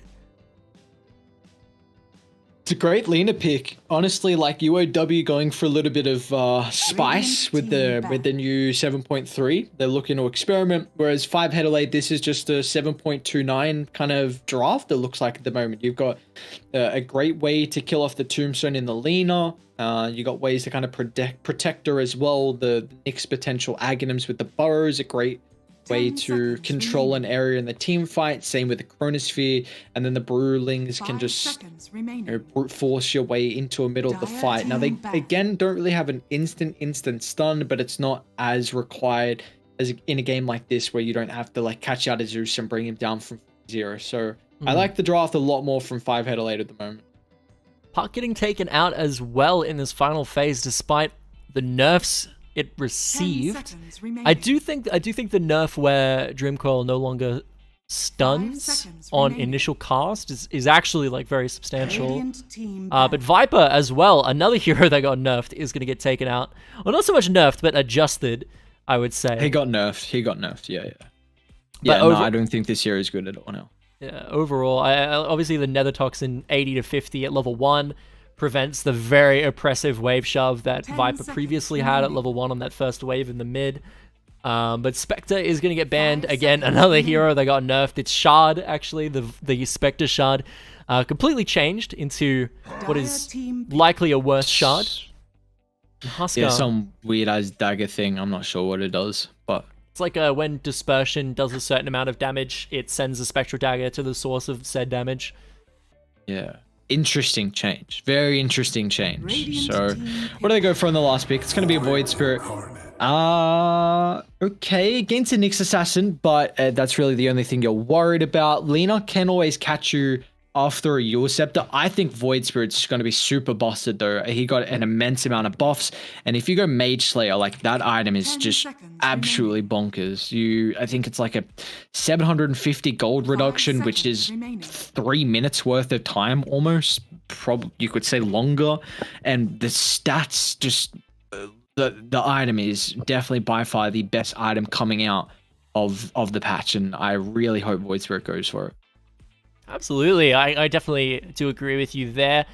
Final pick though for 5Headelaide here. We'll see exactly what they decide to come out with, what they decide to pull out the bag. Definitely got a lot of time on their hands to decide for this one. What do you think their lineup is missing exactly here, Ares?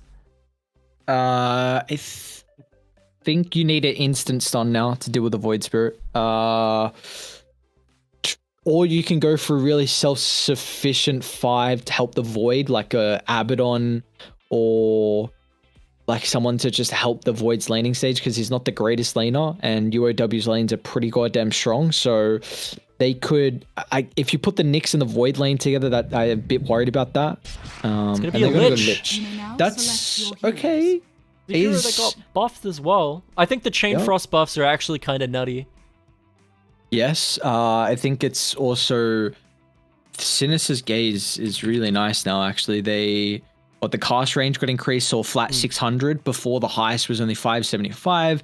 Mana cost is only 80 now as well. Like, Cinders is great. You can use the Scepter, but I mean, Scepter sounds nice on paper, but really going for the 4200 gold item is not the greatest. But the Frost Blast doesn't, I think it's one of the highest level 1 nukes in the game as well, and they've reduced that by 5 mana at each level, which is, it'll add up. Maybe you don't have to buy as many mangoes in the lanes. It might just be like a lot of Dota is like, it just feels nice to play. Like a lot of, you'll hear a lot of the like pro players just say something they don't really completely understand, but it just feels nice to play, and the hero feels good or the item feels good, and maybe that 5 mana reduction could be one of those things. Yeah, certainly we'll have to wait and see, but you know, big thing to note here as well, Frost armor going to be for battle. pretty substantial when you're dealing with kind of these big team fights where there's going to be a lot of bodies coming out from things like Tombstone.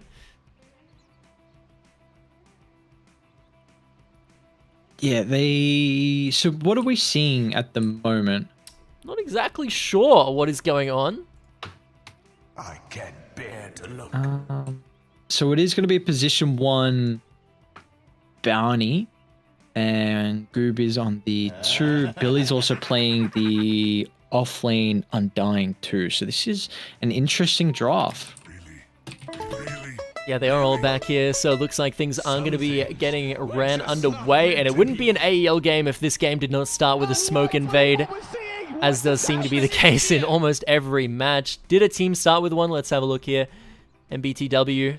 No smoke, actually. Doesn't look like this team has a single smoke on anybody, so that's interesting. What about the other side here? There we go. Lich does have it on him. So it looks like we're going to see 5Headelaide going for a smoke invade. Yeah, they did it last game as well, whereas I believe the UOW side didn't go for a smoke. So we'll probably see the same thing come out for them again. We'll just see how they want to posture with this. They don't have the greatest level 1. Like Brew and Void, kind of weak in that regard. So they do have to be careful versus Dire. Unfortunately, this could be costly, and another disconnect. They're not pausing just yet. Yeah, they're going to find MBTW. He's going to get caught up by the Light Strike Array, and that is going to be a nice, quick, and easy kill going over to the side of 5Headelaide. Oh, that's no good. You hate to see it. Just one of those games, I suppose. Just one of those games. But do you think they might be able to catch out Billy the Brawler here as well? I don't think so. Yeah, he should be okay. Who got the kill? Well, not the greatest for the Lich to pick up the kill, unfortunately. But, you know, nonetheless, you get first blood. I should be able to get across the map and still find all the bounties, though. Yeah, I do think Lich is, there's a lot of beauty in just the simplicity of how, like, to play Lich in lane. I think Lich is, like, if you're new to position 5 and you're looking for, like, a very simple position 5 where you don't have to put any effort in and can have a ton of impact, Lich is, like, one of the best picks by far. Because the laning phase just consists of click Frost Blast at people every time it's off cooldown. And that's really it. You don't do a lot more. Maybe Sinister Gaze sometimes, and we're seeing him do just that, as Frost Blast is going to set up for another Light Strike Array onto Kid. Does pop the stealth to get himself out to safety. Are they going to find themselves Davai Lama here? No? I don't know if he wants Shadow Walk level 1, though, so I think that's still pretty big that you force him to level it. Yeah, after the changes, Shuriken Toss level 1 does actually seem pretty decent. 50 mana for 80 damage, and you can just kind of spam it. Seems pretty solid. Yeah, even just Janata too, like the bonus 70 damage for the harassment, the 12 gold still. I mean, like, it is 12-second cooldown, not like the Shuriken Toss, but are they... So yeah, it is going to be the Coddle lane with the bounty. So I want to see how we skill builds. If it's more points in Janata, or if it's more points Shuriken. I feel like it has to be Shuriken just so.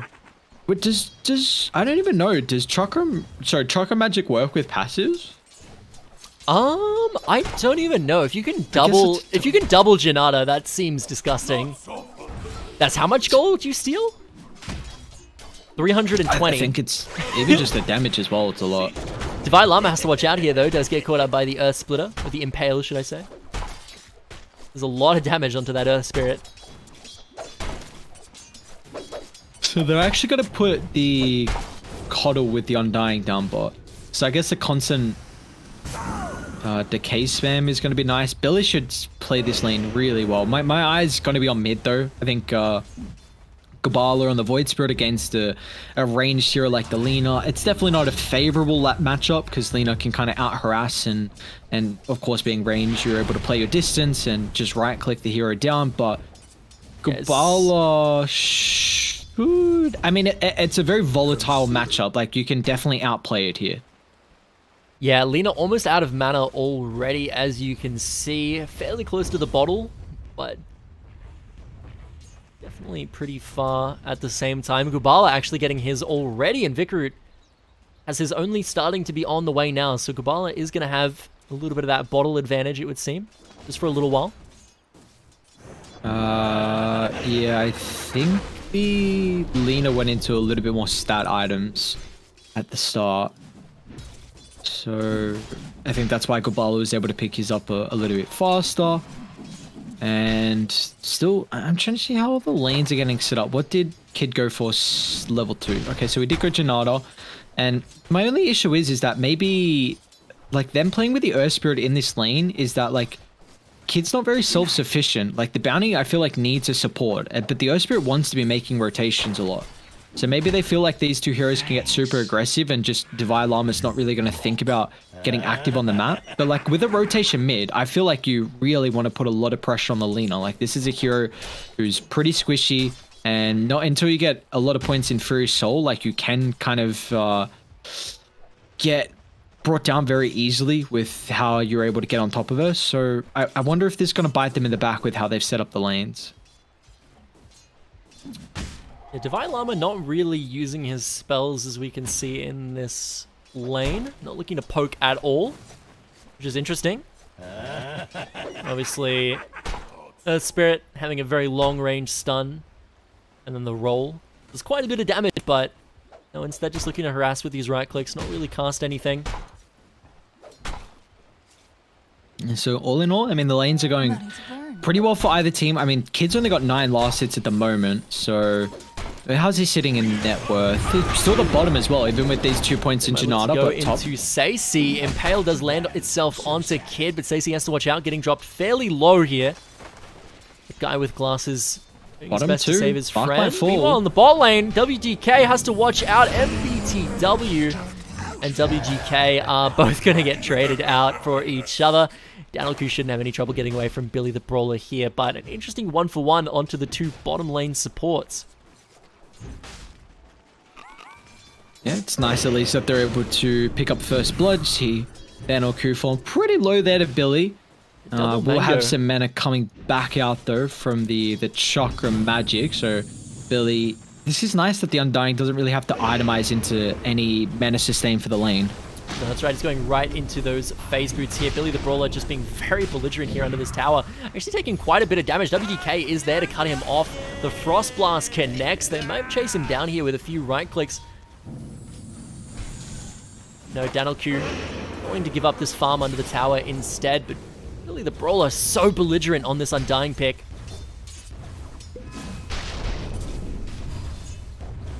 It's just, how do you man fight someone that's already got 1100 health? Like, he's going phase boots first item as well, which is interesting. I feel like he doesn't really need the armor in a lane like that. Maybe some stats to help him brawl up. Gubala's pretty close to level 6, and Vikarut's actually already at that stage here. So Gubala a little bit behind in the inexperience regard, so he has to be a little bit more careful here, knowing that Lina has some solo kill potential now. But you know, there are some issues in mana. That this is what we see so often, and you know, they didn't change the map at all, and they didn't change, you know, how. I cannot believe they didn't change the map. Like, that's really what it comes back to. The small camping right near mid. You know, a hero like Alina can just shove it out, go back, farm up the jungle. They're going to jump Vikarut though. Divine does actually find the taunt. Divine Llama is going to follow it up. Nice to simulate. Is this going to be a kill? Only time will tell, but Lich gonna TP in with a Petrifying Gaze. They do actually find Lina there with the Resonant Pulse. Are they gonna look for more? They can kill WDK. Let's have the roll-off cooldown. 6 Remnants.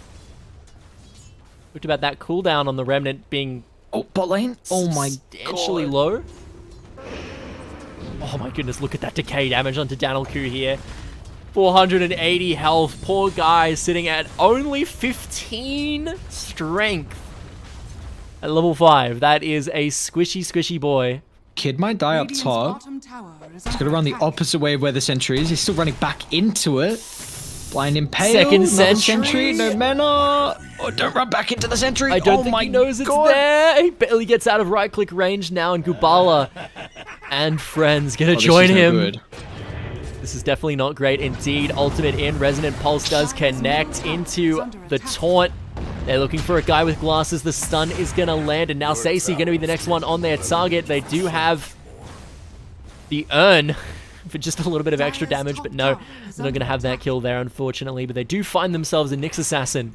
Meanwhile, again, bottom lane, Sinister Gaze going hard onto MBTW, looking for this Coddle. Danilku getting aggressive there with the Time Walk into a lucky proc.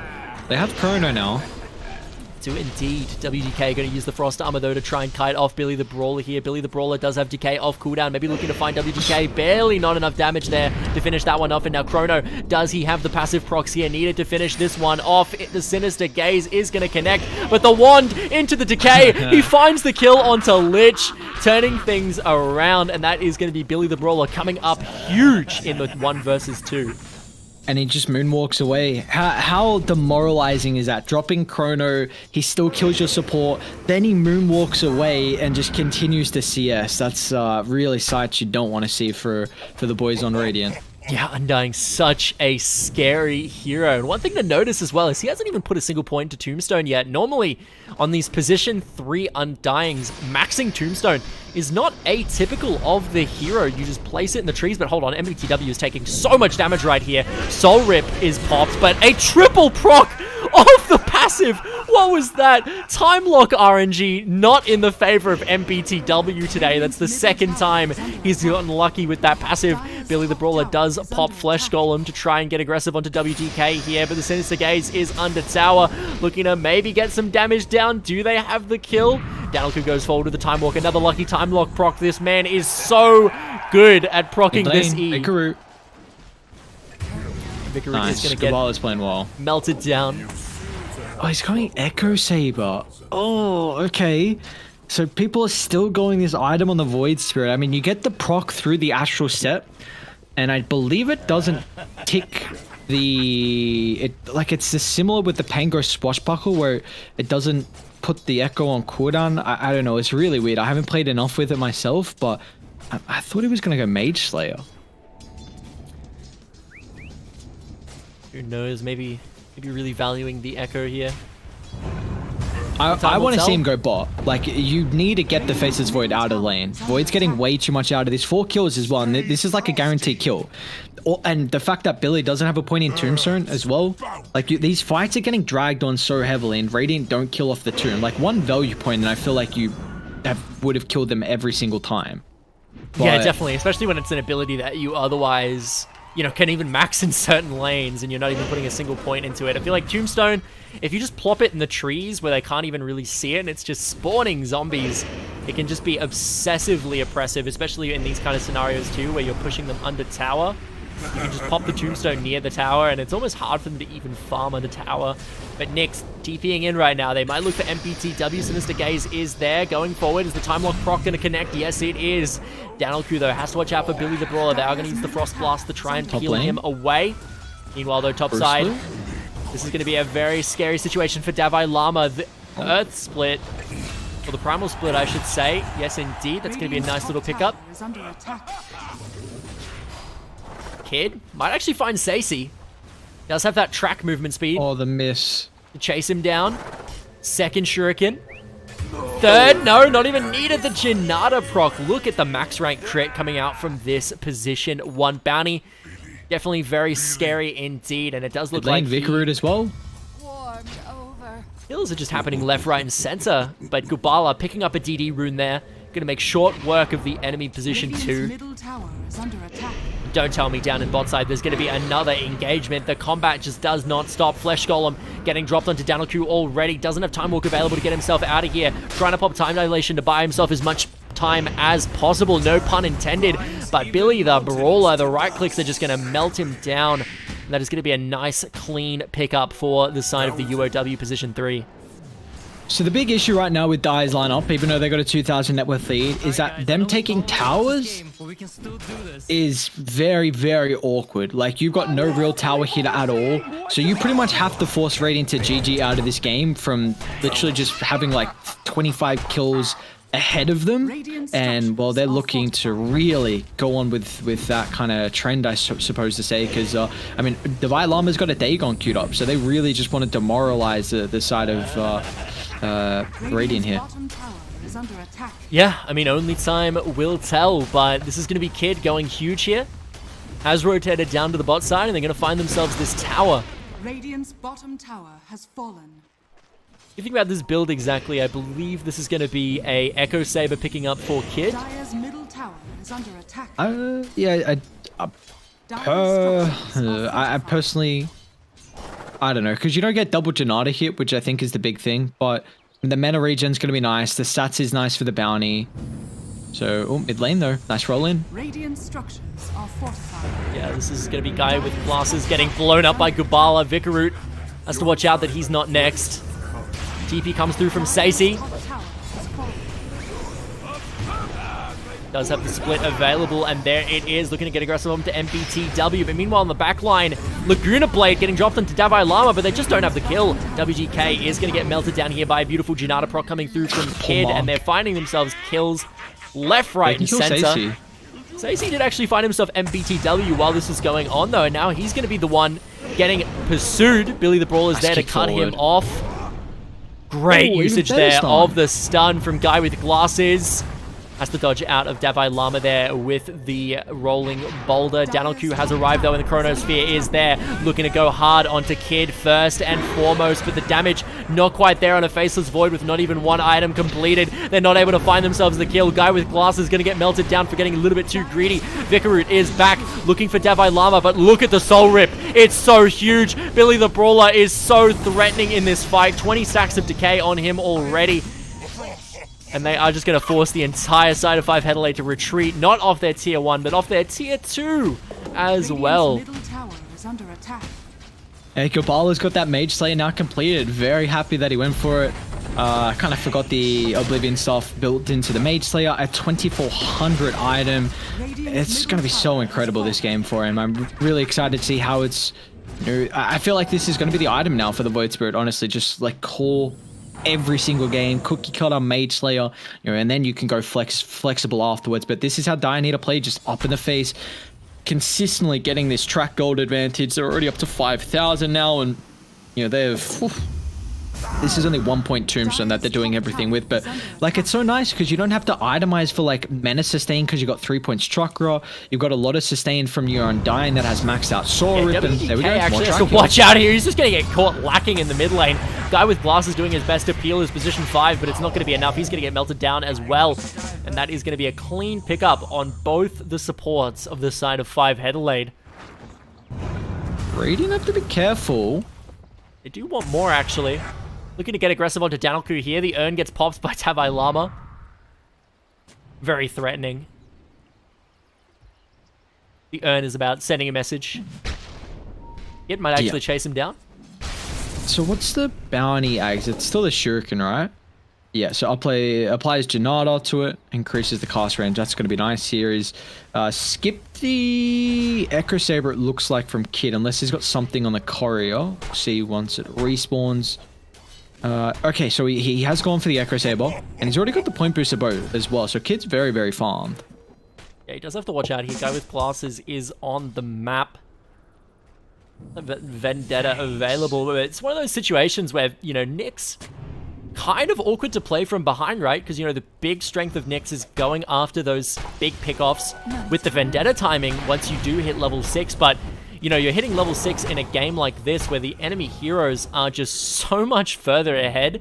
and your team can't really collapse and blow someone up with the Vendetta anyway, so it's sort of in an awkward position for Nyx Assassin, but what do you really do?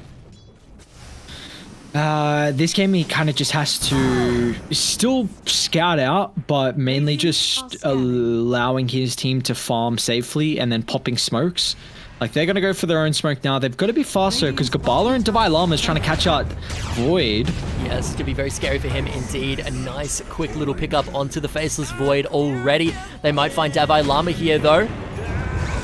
And that's really big, actually. Dissimulate was used to clear out the wave, so he's not going to have it here to get these heroes off him. Stun into Laguna Blade, and that is going to be a quick, easy pickup onto the Void Spirit. And unfortunately, you do just get caught lacking with no Dissimulate. That's going to happen.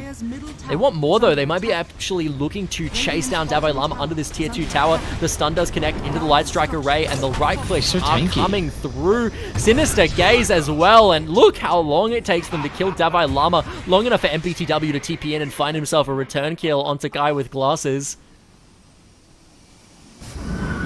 Huh.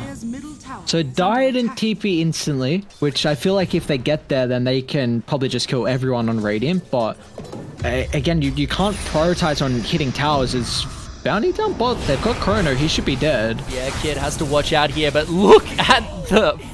Oh my goodness. This Lich ulti, the Chain Frost, so strong. And you can see how fast it is now as well with that initial projectile speed going up from 850 to 1050. So it's so much faster now. The like DPS of the spell on how fast it can melt you down with bounces has gone up so much. Yeah, it's really nice to have that initial projectile speed, because then it doesn't give the enemy team as much time to kind of disassemble away from each other. But now with that initial projectile speed getting increased, it could be nice. There's a lot of AoE damage that's going to get dished out in the Chronospheres, and honestly, Denoku's not having the worst game. Looks like he himself is also going to an Echo Saber. It does look like the Void, unfortunately, just not enough damage right now. Void really, I feel, he comes into his own when he's at that stage of the game with his items, where if he chronos like a support, the support's just gonna die in the chrono with like no counterplay, full health to nothing. But we saw in the last team fight, he popped the chrono, he found the support, he actually was looking for Kid, but wasn't able to find him, but Sacy actually gets caught pushed up a little bit too far, and that is going to be Earth Spirit doing what he does best. Rolling Boulder right on in, pops the Magnetize, and a nice easy pickup there for the side of UOW, and they're looking for this mid-tier 2. Yeah, it's a big one to find, because usually this tier 2 tower doesn't fall unless you have Aegis, so the fact that they're probably going to pick it up will give them a lot of control now on the map, potentially reclaiming the outposts. Tombstone's on cooldown though, so they're going to be cautious if they want to continue with a fight, knowing that Radiant still have their ultimates. Gubala? Yeah, that's Sinister Gaze onto Gubala, pops the Laguna Blade again, nice and early. Limmercape comes through to buy himself some time, but great Chronosphere! They might have him off! And yes, indeed, they find themselves Gubala. That's the pick they needed. Kid trying to pop the invisibility here, but the dust comes through. He's going to get melted down by Danoku in the backline. Meanwhile, Billy the Brawler buying so much space for his team, but it's not going to be enough. Sinister Gaze is going to lock him down. MPTW trying to save his teammate, but he might have just gotten himself killed by getting a little bit too aggressive. Sacy chasing him down. This is not the Primal Split target, though, that has the stun, so he isn't going to be able to grab MPTW with that, but they come up huge, finding themselves a nice 1-for-3 in this mid lane team fight. Yeah, a little bit disrespectful almost with how they're playing, just not really giving Radiant any credit for them to turn that fight around. Like a great use of their abilities, and when you get stunlock from the Radiant heroes, Sinister Gaze, it's got a very, very low cast point, so it's almost instant. The fact that you can use that to drag back the Void Spirit into the FOP stunlock, it's just a beautiful way for Radiant to take these fights right now, and it's at least giving them some advantage to stick this one out, as Dire's still going for a fight. WDK is just going to get melted down there. Guy with Glasses looking to follow up as well. Dissimulate, great use though of the Spike Carapace, actually stops the damage, but isn't going to stop the kill. He is going to get melted down. Danoku having to find himself a way out right now. Sacy is there to help him get away, and they are maybe going to get away with their life. We'll see. Yes, indeed. Danoku with a great time walk over the wall. That is, again, both supports, though, picked off from 5Headelaide. Not the first time we've seen that this game. Definitely not. But take a look at the net worth. I mean, Danoku, with how he's sitting right now, has to be pretty happy with the state of the game. I mean, second net worth, he's going to be by far the hardest carry as the game goes later and later. And he's also, this is pre-BKB, so once he picks it up, all of the spell damage from Dire is going to be heavily mitigated. And we got some, tier 2 neutral items still yet to be found as well. Yeah, one of them actually found Fey Grenade, which is one of the neutral items I was eyeing off here. They're looking to find Billy the Brawler in the mid lane, but not enough vision of their own jungle. They're going to get flanked here. Nice and easy kill into WDK, and Guy with Glasses again. Going to be next to follow, and is this going to be the POS 4 and 5 caught out once again? Yes, it is. Again, both supports get caught lacking a little bit, and Vicaroot maybe going to get caught out as well. Yes, indeed, he's going to go down, and that's a nice 3 picks for the side of UOW, and they're going to look for potentially this mid lane Rax. Radiant's bottom tower. Okay, they've got Catapult, Radiant, no Glyph as well, so this is the best time for them to push, and man, what a timing. 3 kills with the Catapult connecting as soon as they finish those heroes. So T3 tower's going to fall. I don't know if they can stick around because Chrono's up, Brewmaster ultimate along with Chain Frost, but Void hasn't TP'd back just yet. Only time will tell exactly how this one's going to go. Here comes Stacey. Guy with Glasses has respawned, but look at the damage. Half his health already without even coming out of Vendetta. So squishy. This Nyx is level 8. You have to really look at that and wonder, especially when, your position 5 Lich that was down bot lane is so much further ahead, level 11 compared to your level 8. So this Nyx is just so behind in comparison. They should have seen them smoke up. Gubala's gonna pop the smoke. He's got a ward on the high ground. Should instantly be able to Oh simulate. my He's goodness, actually look gonna at go the in. damage from Gubala. Absolutely deletes him there with the ulti into the pulse.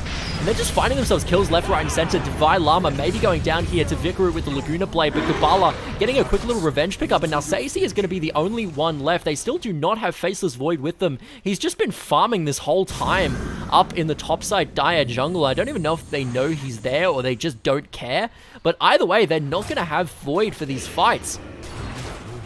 He was there. He dropped Chrono. Yeah. Pop Chrono wasn't able to find anything off it and then ended up just retreating. Going back to this top side, but he's actually getting caught out here by Gubala. We'll see if he's going to get melted down. The Dissimulate connects into the silence. Couple of lucky time warp procs potentially might get him out. Does have time warp coming up in just a second. Get himself into the tree line, looking for the TP out. Is Gubala going to let him have it? Yes, indeed. He's going to be able to get back to the fountain here. Maybe stop them from taking these racks. We'll see. Only time will tell. Great. Sinister Gaze there is actually going to catch out the Nyx Assassin.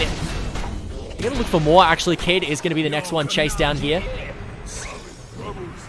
Does Vicaroot have the Light Strike Array? Yes, indeed. The Sun's going to connect. That's going to be the Impale as well, plus the Laguna Blade. And that's going to be a nice, easy pickup onto Kid. Great shot from Vicaroot. Under attack. A beautiful hold, just getting a little bit too antsy there on Dire. They didn't have, unfortunately, Gubala nearby. Daniel Q being able to come back with the rest of the boys to help out, and they're still keeping a foothold in this game. They're making sure the door doesn't get closed just yet. Now Stacey with the Aghanims completed. BKB from Vicaroot as well.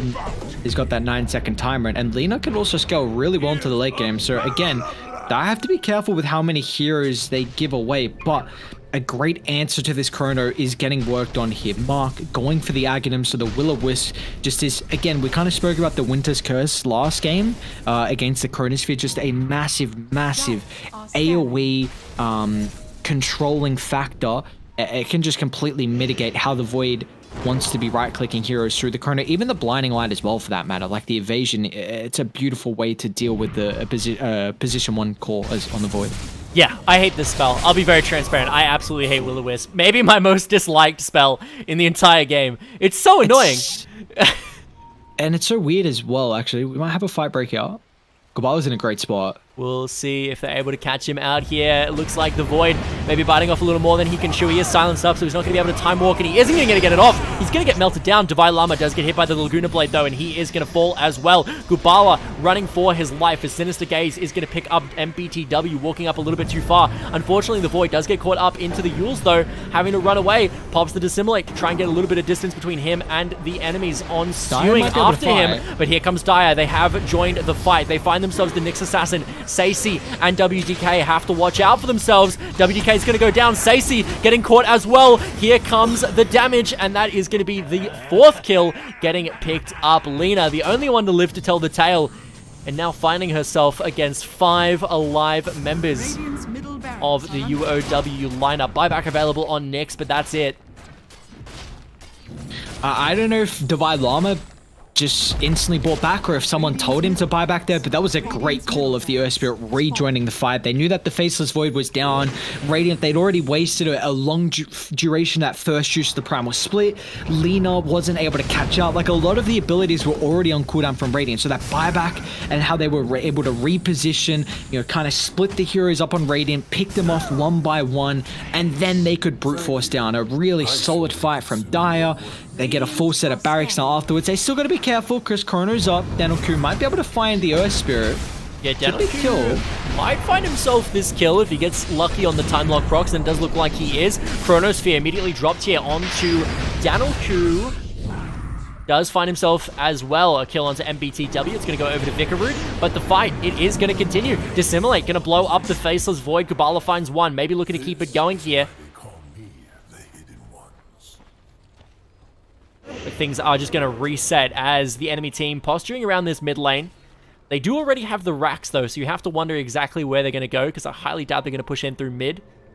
Might look to rotate to one of these side lanes. Does look like a TP is going to come through to the bot side for Kubala, maybe looking to push this one out so they can start pressuring this bottom tier racks.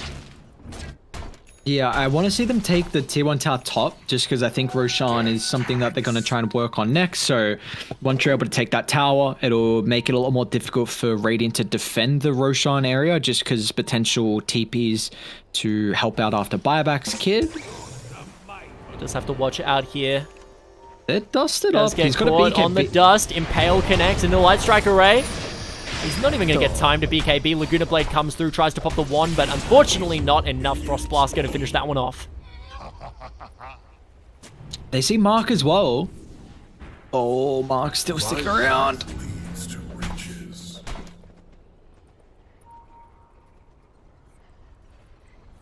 Alright, so a big kill on the bounty there. This, gonna try and see them take Roche. Dire can definitely contest this. They've got so much AoE control. Mark scouting though, it's got to be cautious. Ready to have very good vision in the area. Yeah, this is Aghanims online for MBTW as well. Will-O-Wisp extremely good at defending Roshan Pit. We're seeing it right here. Look at the sleeps. Look at the sleeps. They find one. They find two. Double kill for Kubala. They're looking for a third. This Void not going to last too much longer. Billy the Brawler is chasing after him here with the Decay. Tries to pop the Soul Rod to finish him off. BKB is there. And they find the position 1 of 5Headelaide. And look at the Coddle. We were just talking about Will-O-Wisp coming online. One of the best spells at dealing with a team that is stacked into a Roshan Pit. And it comes up huge, landing multiple 2 to 3 man sleeps. And it's just a wash for UOW. Radiant's top tower has fallen. Yeah, beautiful team fight. With just drop Tombstone, drop Will-O-Wisps, Magnetize as well in a choke point. What could go wrong? Unfortunately for Kubala, I mean, he literally took up like 8 bounces of the Chain Frost. That's why he was the sole casualty here for the side of UOW. But this net worth lead continuing to grow. I mean, the track gold is stacking up. You know, he's still a long way away from the 25. Fortunately for Kid, is 16 at the moment. But you know, we were speaking kind of the praise as the Faceless Void, but he's fallen behind a little bit here. He was neck and neck with the top of the net worth, but this BKB is taking a long time to come online. Yeah, one thing about this bounty as well is he's actually gotten the tier 3 neutral item Blast Rig, which is new. And this item is disgusting against Void. Like, if you get chronoed and you get hit, Void gets blinded and can't attack you. Like, Yeah. super, super good at dealing with that Chronosphere engage. And we're going to see it maybe in action right now. No, he is instead going to be looking to go onto the Undying instead.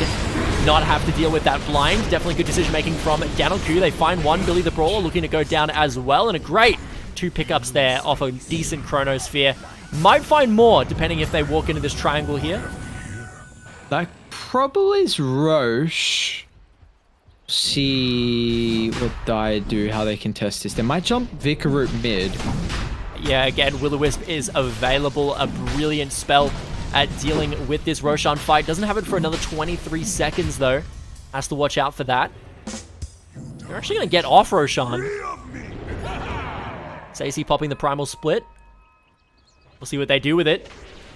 Still got one more charge afterwards.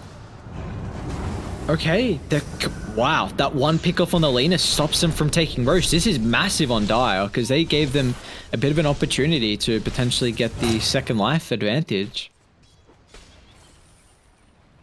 Only time will tell exactly how disastrous that ends up being. But this Faceless Void now does have BKB completed for this upcoming fight. Mirrors of my delight. Mid lane, Stacey, he's got to be careful. It does look like Lena's actually going for Satanic here. What are your thoughts there? Going Daedalus into Satanic. Yeah, I don't mind Satanic. I think they have damage. It's just looking to sustain. How's the basic dispel this game? It's okay. The blind on Coddle is going to be nice. I guess the slows. Yeah, I don't hate it. He might consider completing. So, okay, he's going to complete Daedalus and then go on Satanic. So, yeah, I like that a lot more. What is he going talent-wise to? Once you get level 20, then Satanic feels great. So, I like the itemization here for the Lena. It's really going to scale much more into the late game as this physical threat. And well, they're taking Roche. Divine Llama might be able to cancel Danoku's TP, and he will. So, now the Faceless Void stuck top. Yeah, that's really sad to see. Divine Llama, he might get taken down here, might not. Only time will tell. The time lock procs are coming through, but no, here comes Kubala. Look at the burst damage from this Faceless Void. So strong. Does have that Aghanims completed as well. Kid? They find Kid. That's the Aegis down. MBTW doesn't have enough mana to help out his friend here. I don't think the Chakra Magic to buy himself a little bit of space. Are they going to be able to kill this Bounty Hunter through the BKB? I think not. He's going to get out of there just in the nick of time. Guy with glasses, maybe not aware that they have vision of him there. Almost gets taken down. Does end up getting taken down. And now look at the Chain Frost. They're going to find Kid into MBTW. No, this Coddle is still somehow alive. Just in the tree line. An absolute nuisance. Here comes Billy the Brawler and Gubala cleaning up Vicaroot. And now they're looking for Stacey to clean up all five, and they are going to find it. A great team fight, and MPTW getting so much impact on this Coddle while being so deep in enemy lines. Radiant's top tower is under attack. Dire just playing their heroes incredibly well. I mean, this Earth Spirit pick from Divine Llama, 9, 5, and 24. Gabala's Void Spirit, 15, 4, and 13. I think one of the big winners out of the patch, even with this item, along with the Mage Slayer. And this is going to be a full set of racks up top. They've gone for such quirky builds and drafting here with an Undying 3, a Bounty 1, but they're looking really strong on the reigning champions. Radiant's middle tower is under attack. Yeah, certainly a dominant team and dominant players at that. They find themselves the top racks, looking to maybe position down towards bot side, find themselves that third racks, get Megas, close this one out, but they do get Ceremonial Rope. This item was changed. One thing that made Ceremonial Rope garbage was it was a 1200 radius aura that people could see appear on their status bar and know you're nearby, which made it kind of bad because it meant ganking people was basically impossible if you had it. But they have changed that now, so you don't see the aura unless you have vision of the hero that has the item. So I don't like that. I don't know why they did that, because it's always been the thing about AC and Shiva's as well. Shiva's doesn't have an aura. I think it did used to though, but like if you're walking down the lane with AC and someone sees that you have this minus armor, then it scouts it out. I think it's just like they've never changed that, so I don't know why they're changing this now. Yeah, I think it was just because people were like outright not taking Ceremonial Robe, even on the heroes where it should be taken, just because they didn't want to give it away. But now that they've changed that, we can see Earth Spirit here, very happy to pick it up. Is going to use that minus status resistance to full effect with a kit with as much CC as Earth Spirits. Now the siege it's begins. also nice because everyone's got 5 neutral items now, so it's not like, you know, maybe previously you'd be content with having a tier 2, but you know, now everyone can have the highest tier at that stage in the game. One more fight could end it here. It's a pretty good tombstone placement as well. It could just allow them to siege. They need to keep the catapult alive. Yeah, so much damage onto Vicaroot here in the back line. Definitely do have to watch out. The Shuriken Toss, so strong at this stage of the game, applying Janata. They actually catch out Danoku here, the BKB. 3-man Nice chrono. Chronosphere. He's looking for MBTW in the backside. Does he have the damage? The time lock procs? Yes, he does. He manages to finish off the kill. Kid, going to be the next one on their radar. They actually find Divine Llama. No, he's going to stay alive. Gubala getting melted down by Stacey and this Faceless Void. Soul Rip trying to buy as much time as they can for this Void Spirit to get out, but no, it's not going to be enough. Billy the Brawler maybe looking to be the next one to go down here. Yes, indeed, and Sinister Gaze is going to lock up Kid. No BKB available, and that is going to be a triple kill for Danoku, and they find themselves a team-wide wipe. Okay, great team fight. That's all the back of Danoku with being able to find a massive chrono. They couldn't get the Will-O-Wisp. They couldn't get the Blinding Light. Void used all of his bursts to try and get rid of the Faceless Void, and then we saw the Lina get jumped as well. Like a Dagon 5, I think, from the Earth Spirit wasn't enough to bring down the Lina, and because of the Void Spirit having all his abilities on cooldown, he couldn't follow up as well. So Vikaru was still able to output some damage. Daedal is completed, working on the Satanic. This is a massive influx of gold as well. It was about a 21,000 net worth lead. Now it's 15,000, so they've dropped it by about 6k, and Radiant again definitely will have the better lineup as this game goes on. Yeah, you were talking about Vikarud hitting that level 20 as well. Was able to get enough XP to hit it off that fight, I do believe. WDK, very hard to melt down now that he does have this 8th, the Aeon Disc locked in. Honestly, things just lined up so well, and you're right, it was just off the back of that Danoku Chronosphere, and what a Chronosphere it was. Also, a few lucky procs of Time Lock as well. Was able to proc it, I think, 3 times total. Danoku's got to be really careful. Does have to watch out here. That is going to be a nice double Dagon there. They have three Dagons. Yeah, What the hell is triple going Dagon. on? Onto Danoku is going to melt him. Dagon 5 from Davai Lama. Dagon 2 on MBTW, and only a Dagon 1 on Kid. But that is going to be a lot of burst damage, I'm afraid, onto a Faceless Void that was not able to click his BKB in time. They found WDK, Divine Llama. What a game he's having on the Earth Spirit. Yeah, this magnetized damage is so huge right now. It might even finish him off. It is indeed. Davai Lama does have to be careful though. Kid is there, but at what cost? He's going to get melted down. Vikarut showing what that Daedalus DPS can do. He's looking to melt down the Tombstone. So is Stacey. Soul Rip actually used to keep the Tombstone alive. It's not going to die. That's so unfortunate to see. Stacey is going to live to see the tail though. Not going to get melted down at all. But now they do turn back to this bottom side. Rax looking to finish this one off. Danoku buyback available, but is up in 30 seconds. Would probably like to not have to pop it if possible. Is kind of close. Lina no buyback. Oh, so Lina no BKB. So yeah, quick in and out. They're going to be careful though, because Void does have Chrono up in 15. Yeah, Kid is just sitting back, throwing out these tracks, using that ground vision that it does provide. We look at the fog of war here. Can see that indeed.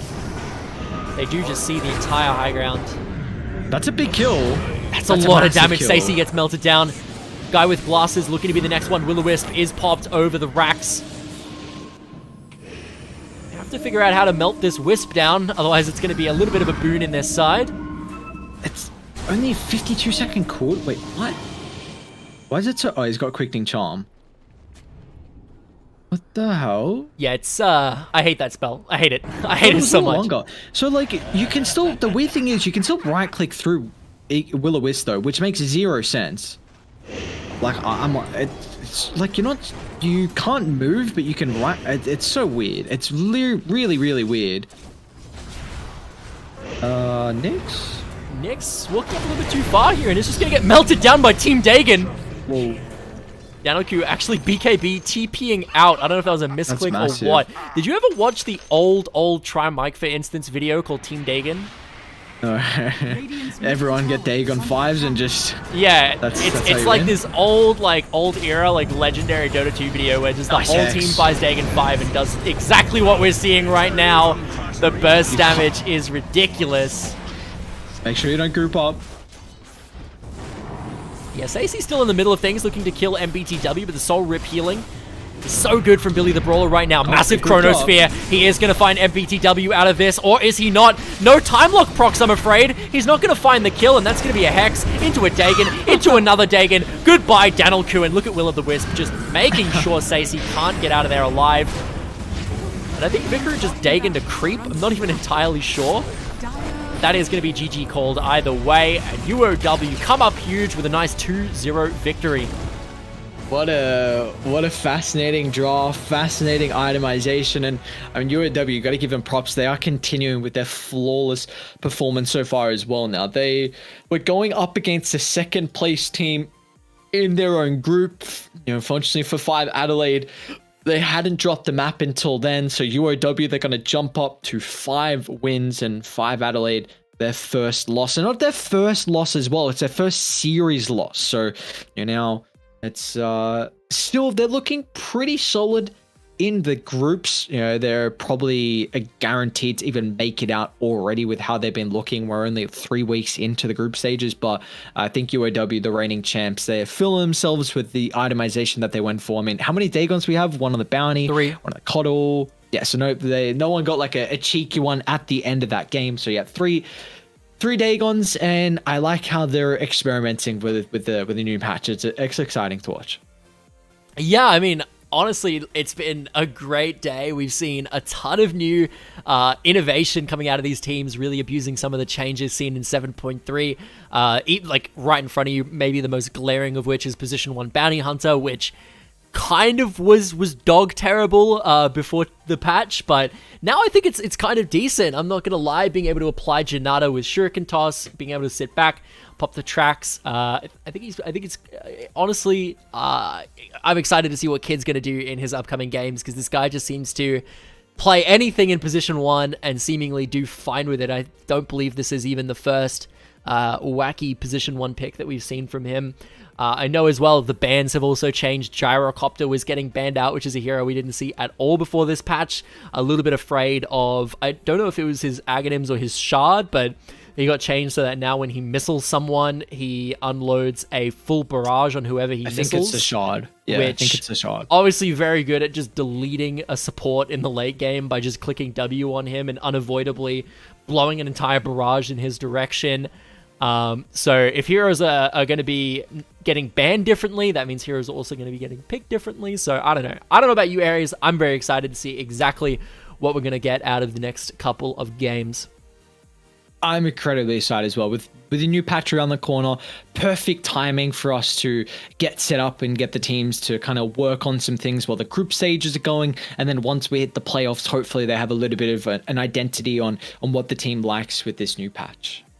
Yeah, certainly. Well, obviously we've had some great games tonight, and it wouldn't be possible without our sponsors. So obviously we're going to give a big shout out to those once again. Ares, if you would, as always, like to do the honors. Sure, yeah. Chatime, the fastest growing iced tea franchise in Australia, with over 120 Chatime tea breweries with a commitment to quality ingredients. We've got AOC, a global leader in monitor display technology. For more than 50 years, AOC has delivered an exceptional viewing experience to millions of loyal customers worldwide. Indomie noodles are made from carefully selected ingredients, the best quality flour and fresh spices from the natural resources of Indonesia. And then Rig develops headsets, delivering superior audio for competitive gamers and streamers at all levels. Certainly big shout outs to absolutely all of those, and it wouldn't be possible to sit here and present to you game 1 of week 3 of the AEL Uni season 2. And make sure to join us. I believe we've got a game on tomorrow as well, so be sure to tune in then where you can catch us once more. Should be another great game. But in the meantime, folks, we're going to head on out of here, throw it over to a farewell screen, and we look to see you next time here on the broadcast.